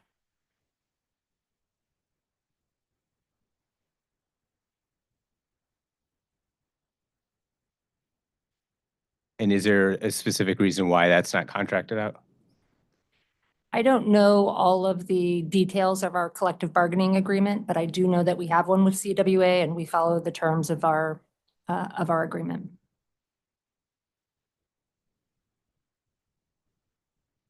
I'm just going to ask that be stricken from the record. I don't think that was responsive to my question. I mean, she referenced the CB collective bargaining agreement, but I don't think she was necessarily stating that that's the reason why they do not, unless that is what you're saying. I think she was asked the reason why contractors are not used, and she referred to the CBA. I think that's entirely appropriate. Well, she didn't necessarily. Are you referring to the CBA because that restricts? Is that what you're saying? That restricts? I think she testified that the CBA, they follow this, that SNET and Frontier followed the CBA. So are you saying? Is it your testimony that the reason why Frontier doesn't use contractors to maintain and repair the copper network is because of this collective bargaining agreement? So I'm not familiar with every term within our collective bargaining agreement. I also don't know that we exclusively use CWA technicians for that work in the state of Connecticut. So I can't answer.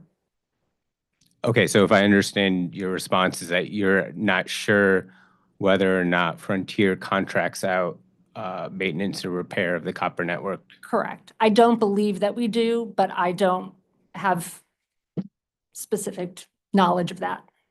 CWA would like to request it be provided as a late filed exhibit. So that would be whether or not Frontier contracts out the maintenance and repair or any work on its copper network. How is that different than the prior late filed exhibit 28? Late filed exhibit 26, no? We're at 28 now, right? Correct. So Yeah. 27. No, we're at 29 now, is what we're having the debate over. And Or having to, yeah.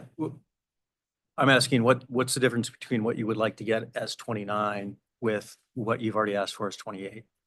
28, I believe, is whether or not contractors are performing fiber installs. And this is He said it's still copper? repair. And this is copper, exactly. Oh, okay.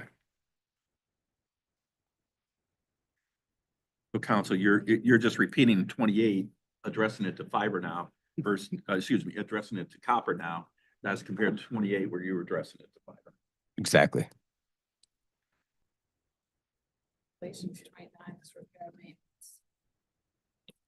Repair and maintenance, Laura is saying. Laura is saying repair and maintenance. 28 was fiber installations in the home.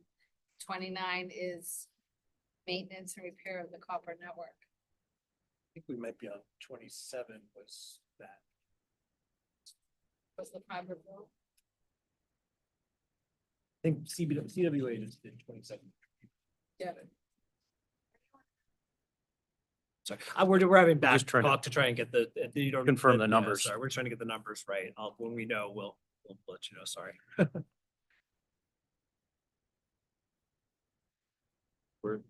think it's 27 through 29, there's three, right? Yeah, Yeah, so right. just for the record, we think the three late filed exhibits CWA asked for would be numbered 27 through 29. Yes.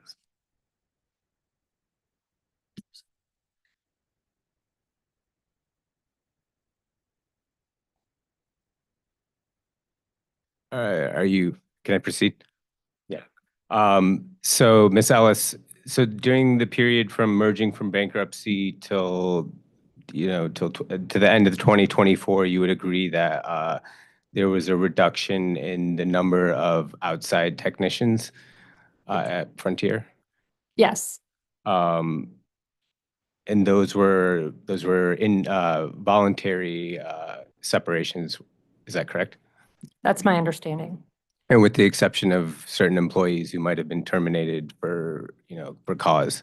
Correct. But in terms of the employees who voluntarily separated, was Frontier offering what we would call as voluntary separation offers? I do believe that we made voluntary separation offers, yes.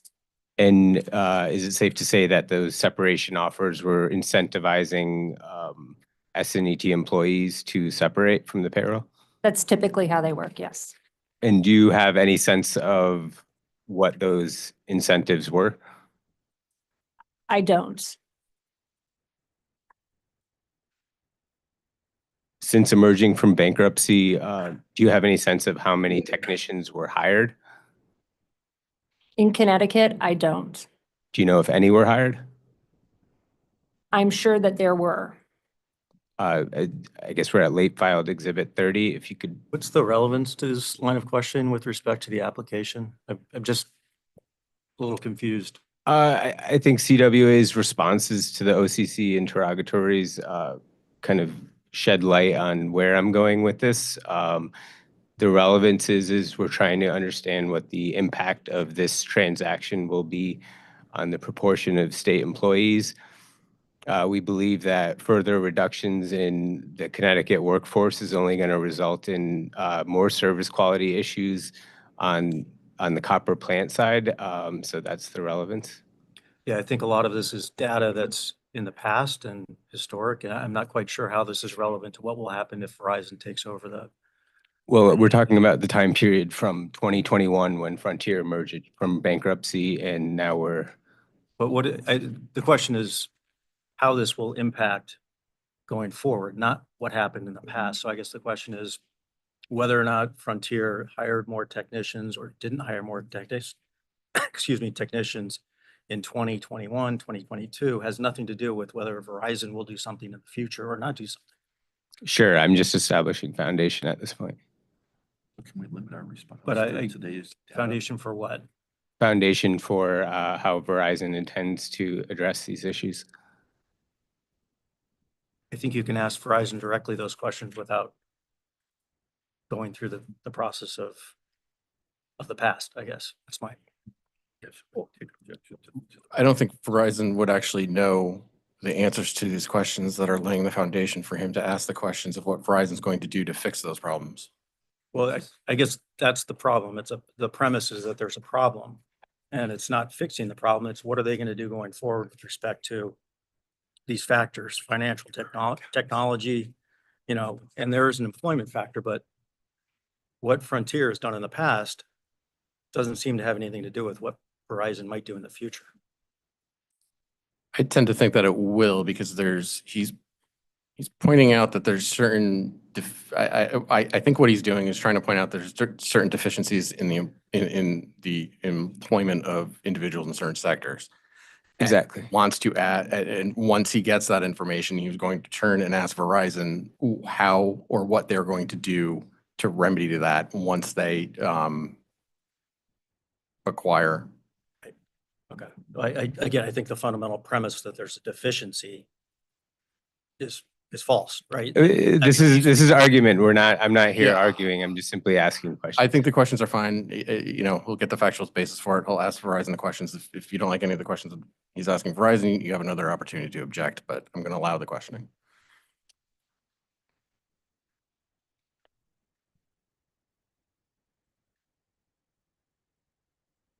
I believe I think I was asking for a late filed exhibit and then there was an objection, or did I get that into the record already? I believe you were asking for a late file exhibit 30 for the number of technicians hired in the state of Connecticut, but then there was the objection, so I'm not sure what your actual late file exhibit was. At this point, the late filed exhibit was the number of contractors working on the copper plant. I did that. That was 29, and then 30. I didn't get that down. Is it possible for it to be read back from the record? The number of new technicians that Frontier has hired since Yes, 2021. exactly. Thank Yep, you. I think that's it. New technicians.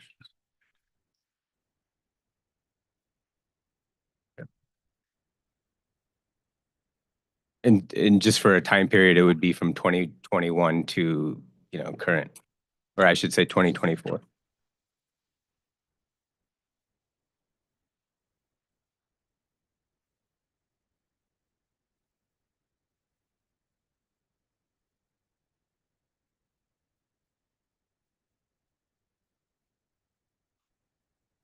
And currently CWA represented employees also do construction work.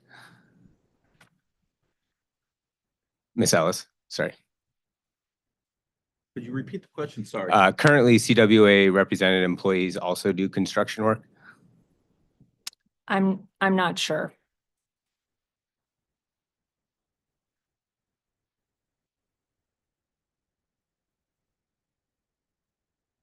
And so when Frontier was faced with some of the service quality issues in the past, was there any discussions or exploration of hiring additional people to address some of those service quality issues? My understanding is that we did work with the unions to make additional resources available to address appointments, particularly having technicians work on Sunday. And when did Frontier start offering Sunday appointments? Following our settlement, The settlement with the OCC? correct. It,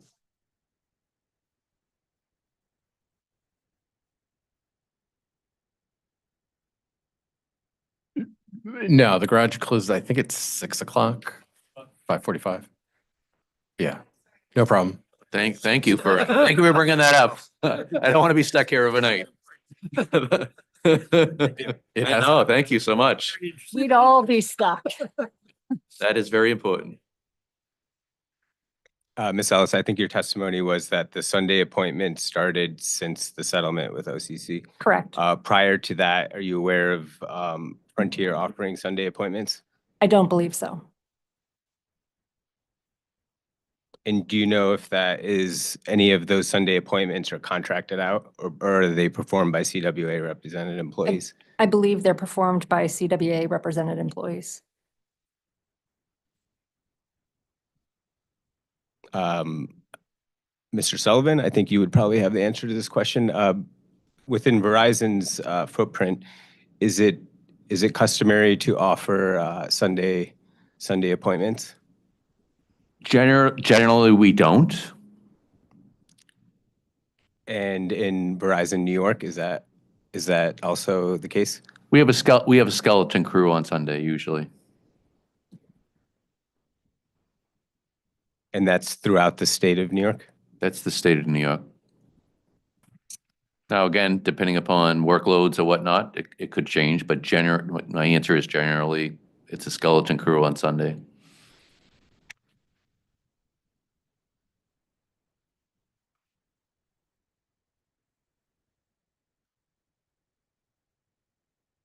And Ms. Ellis, in terms of these Sundays appointments, do you know if that's considered part of their an employee's regularly scheduled work week, or is it overtime? Do you have any sense? I don't know that.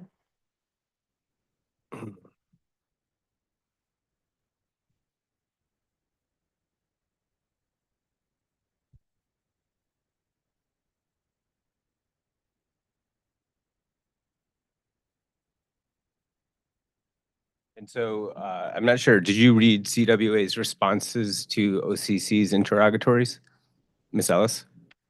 I did not. You did not. So one of the things that CWA is concerned about is the outsourcing and actually offshoring of call center work. Are you familiar with the distribution of call center work at Frontier? At a high level, yes. Would you say that 80% or more of that work is done either out of state or overseas? I don't know the percentages. I do know that our customer care is supported through both onshore and offshore vendors. Okay. However, I don't think that's the case for the state of Connecticut. And what is,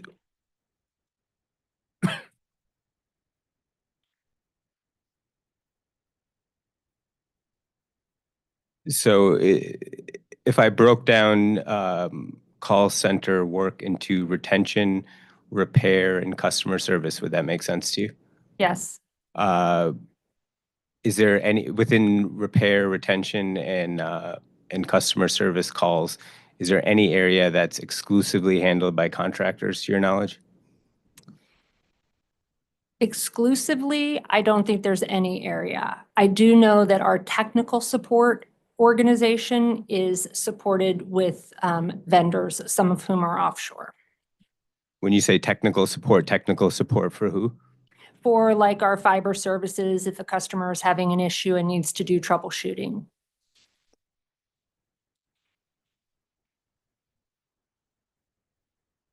But technical support wouldn't fall into those three areas that I had identified, the retention, repair, and customer service? So in terms of repair, I think it matters on what kind of repair. So for example, if it is a fiber issue that customer might get routed to our technical support organization in order to do troubleshooting and automated response. If you're talking about repair in terms of an appointment, setting an appointment or something like that, I think it could happen through either channel.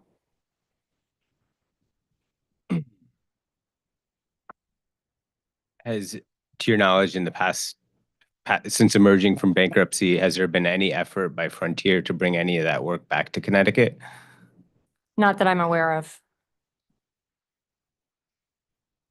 I'm going to direct this to Mr. Sullivan, but if anyone else on the Verizon panel wants to jump in, feel free to do so.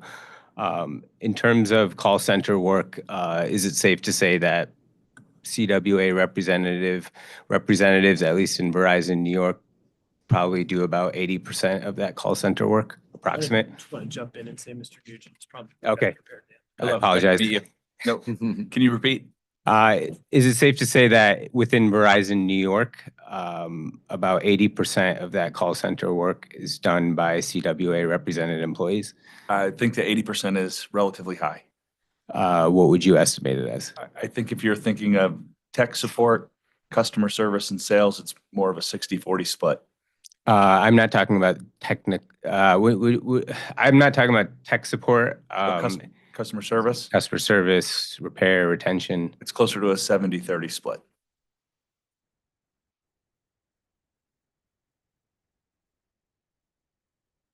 And that's approximate. That's correct. So I guess for Verizon's panel, based on Ms. Ellis's testimony regarding kind of the state of Connecticut's workforce in terms of numbers going down, service quality issues. First of all, is this something that Verizon is aware of in entering into this proposed transaction? I'd say that we just started the integration planning process, and we're literally just starting to get into that right now.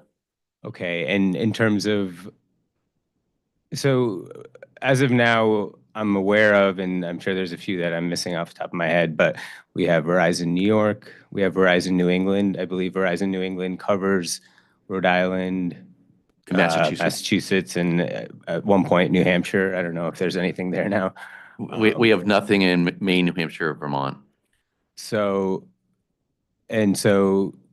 Verizon New England essentially is the Verizon subsidiary handling those two states. And so in this case, you have Connecticut and you have Verizon New York with that little sliver of Greenwich at this point with under the jurisdiction of Verizon New York. Is there any sense of how Verizon New York and SNET will be merging operations, or what Verizon's intentions are? We are just starting the integration planning process, and we have not made any decisions on that yet. Okay, but as far as you know, that SNET will continue to be a subsidiary? We've testified to that effect. Yes. If you could just refresh my memory, you testified that that's the case for what? Immediately following the transaction? Yeah, I mean, that we responded to interrogatories, I believe, from Okay. the Office of Consumer Counsel that indicate that we have no intention at this time to change the affiliate structure with respect to. All right, I'll move on. Yeah.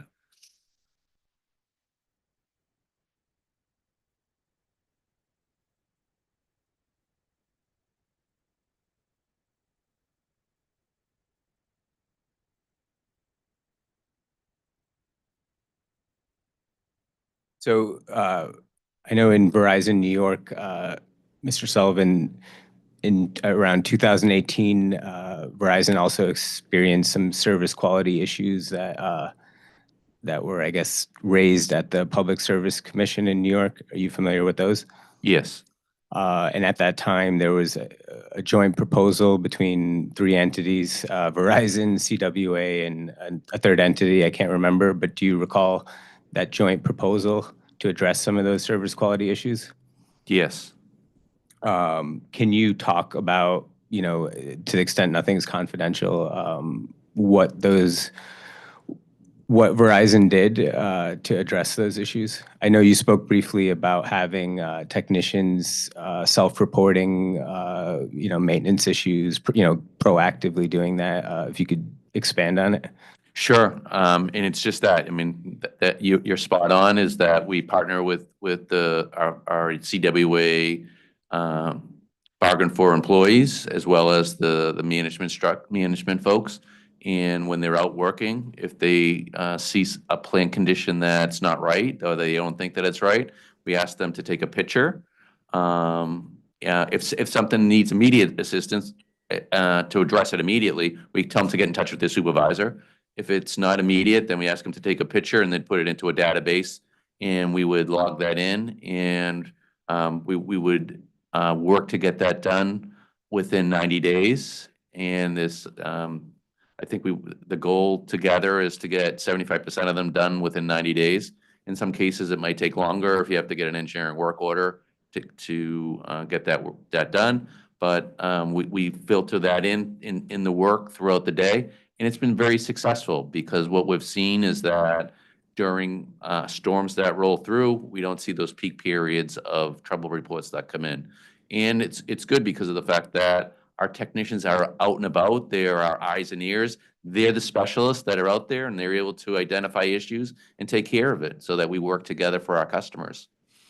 And so a technician is usually dispatched on jobs throughout the day. So this would become a part of their job to report what they see as they're going through from one job to the other, or is it like more like a dedicated team of technicians on any given day whose job is to go out and kind of proactively?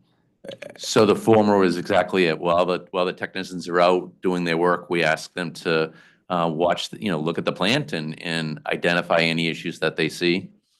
Okay.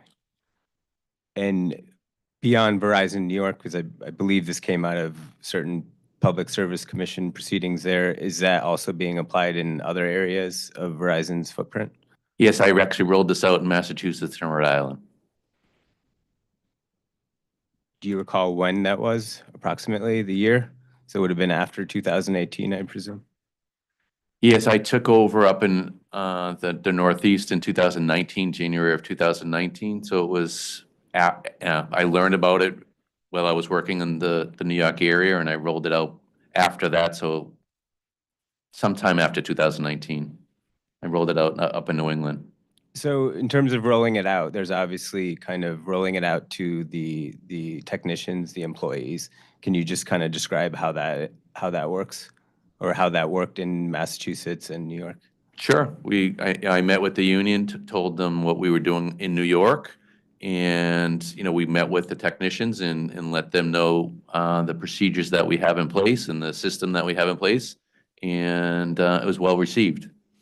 And, when you say systems, is it something more intricate than communicating with your local management?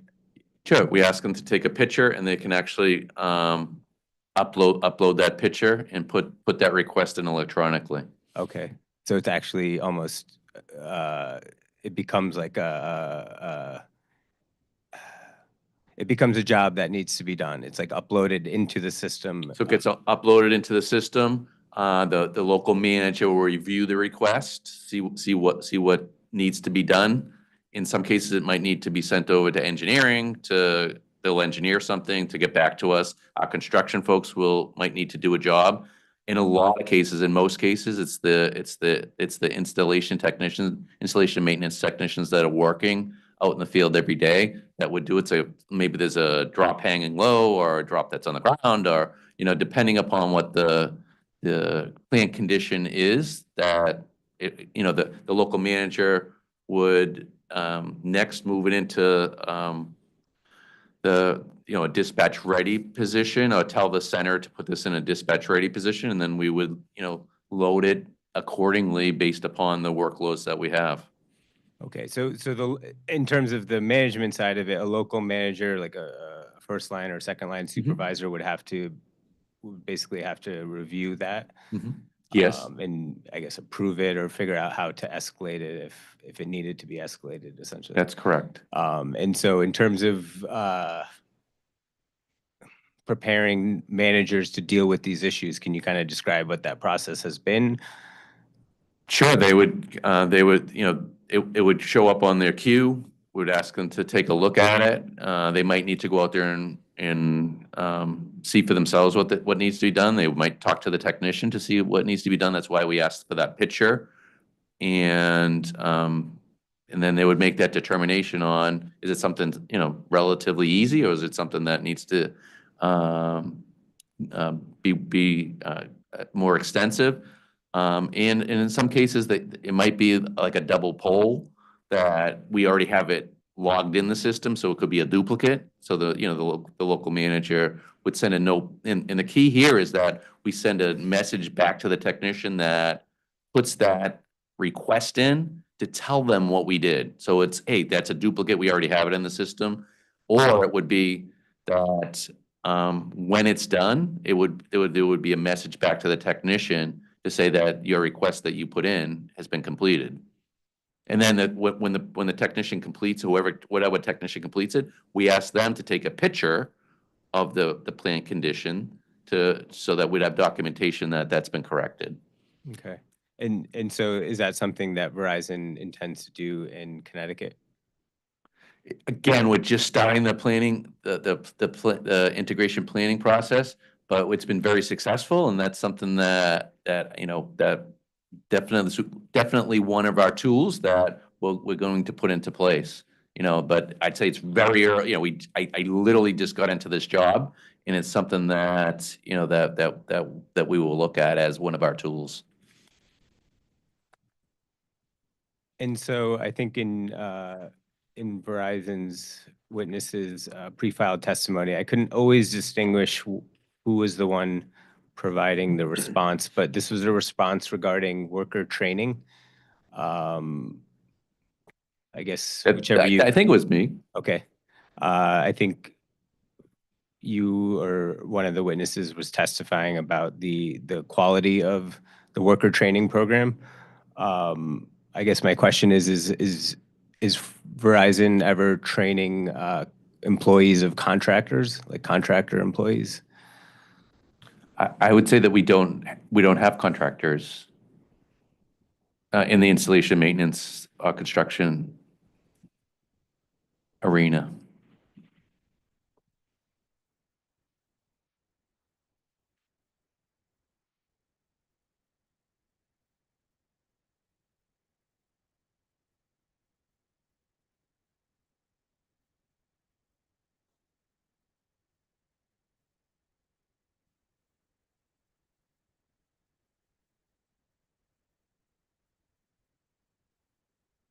Ms. Ellis, I should have asked you this before. So some of the service quality issues that Pura had, I guess, flagged or issued a notice of violation on last year, are there similar issues that Frontier has experienced outside of Connecticut? Or let me make it easier. How about, are you familiar with similar issues in West Virginia? Yes. And is that still an ongoing issue, or has there been resolution there? I'm not close to that, so I don't know if it's an ongoing issue or if it's been resolved. I guess I thought you were asking if generally we had some service quality issues with our copper plant. I don't know that there's an active proceeding, is my Okay, point. yep. And what about in New York State? Objection again. I'm not sure what the relevance is to this application, what's happening with Frontier in New York or West Virginia or anywhere. Well, I think it goes to the extent of service quality issues at Frontier that now Verizon is faced with having to plan and deal with. And that's why we're here right now. CWA's position is that the kind of the reduction in the Connecticut workforce has in many ways led to some of these issues, or at least could be addressed favorably had they hired additional employees over the years. Verizon has made their position clear that they're still figuring out these plans, but I think the burden of proof in this case is on the applicants to show, among other things, that what the impact is going to be on the number of state employees. And I think that I understand what you're saying, and I understand your position, but I think we're getting into an area where we're going beyond the state of Connecticut. And inquiries into other states, I think it's going just a bit too far. So if you do have questions about, the management of Frontier within the state of Connecticut that you want to compare and contrast with what Verizon may do, I don't see a problem with that. So I'm going to sustain the objection. Thank you.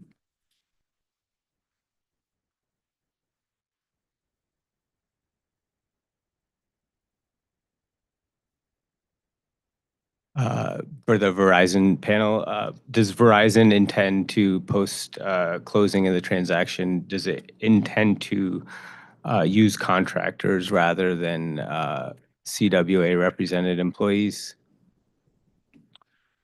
We just started the integration planning process and we have not made any determinations at this time.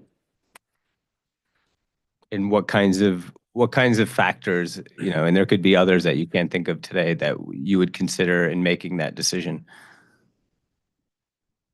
Again, if this deal is completed, we're going to bring in our tools, our training, and, there's a slew of different levers that we're going to bring in from the extensive knowledge that we have from other areas,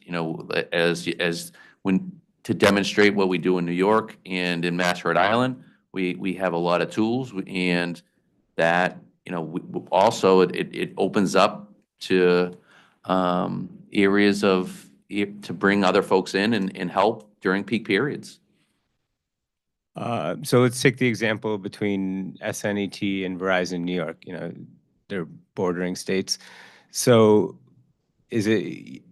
can Verizon witnesses testify to, is it feasible for Verizon New York employees to be coming and assisting SNET employees? Is that something that, by way of example, has that happened between Verizon New York and Verizon New England?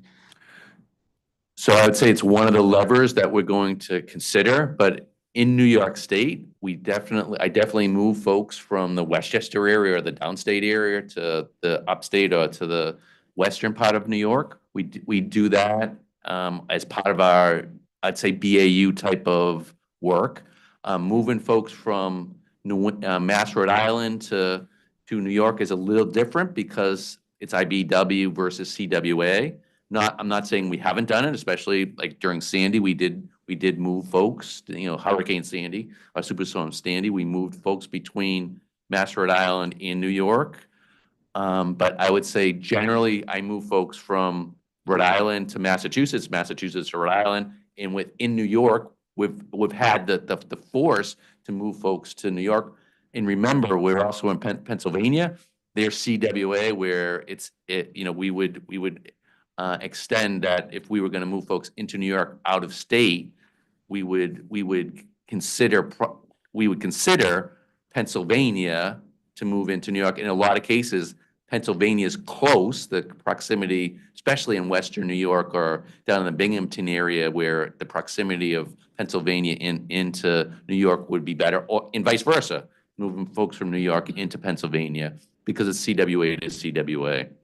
And is that something that you're aware of Verizon doing, moving? And we're talking about on a temporary basis for emergencies, storm, climate change related issues. So have you seen Verizon New York or Verizon Pennsylvania, temporarily moving employees to assist? So I can tell you during Superstorm Sandy, we moved folks from Pennsylvania actually into New Jersey. Yeah, And that's- Superstorm Yep. Sandy was definitely Yep. an exceptional event, and I'm sure we'll have more of those. But aside from, kind of service outages, widespread, icing, that kind of thing. So generally, we move within New York. So it would be extreme if I went to Pennsylvania or I went to New England. Yeah, because ultimately Verizon New York and Verizon Pennsylvania, Verizon New England, and SNET, they'll all still be separate corporations. So it would get a little. They're different different districts in the CWA bargaining unit. Yes, thank you. And generally too, if there's a storm out in Western New York, I'm not impacted down in the Westchester area. I mean, you're just fortunate with the geography is that I'm able to satisfy the needs internally within New York and move the folks that way. Thank you. Yep.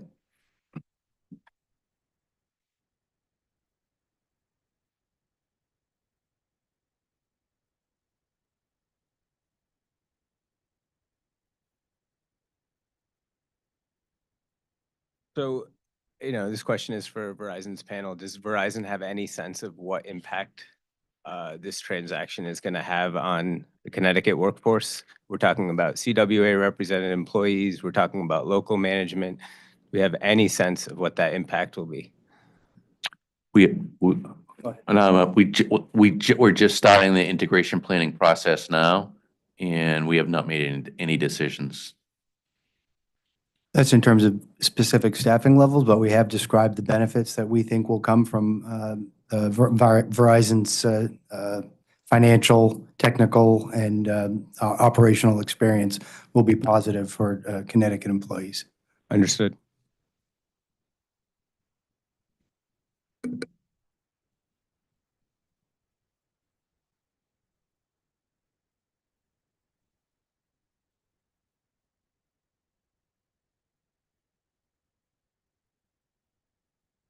I have no more questions.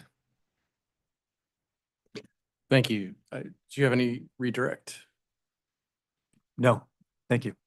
Okay, so I think we'll stand adjourned for today, so we can get out of the parking lot. And I don't know if you had some additional read-ins or, Just checking on that last one about. Please make it an LFE. Yeah, we'll convert the reconnection to an LFE. We don't want to hold people up, so. That would G, read in Yeah. G will be converted to, LFE 31? 31, that's right, yeah.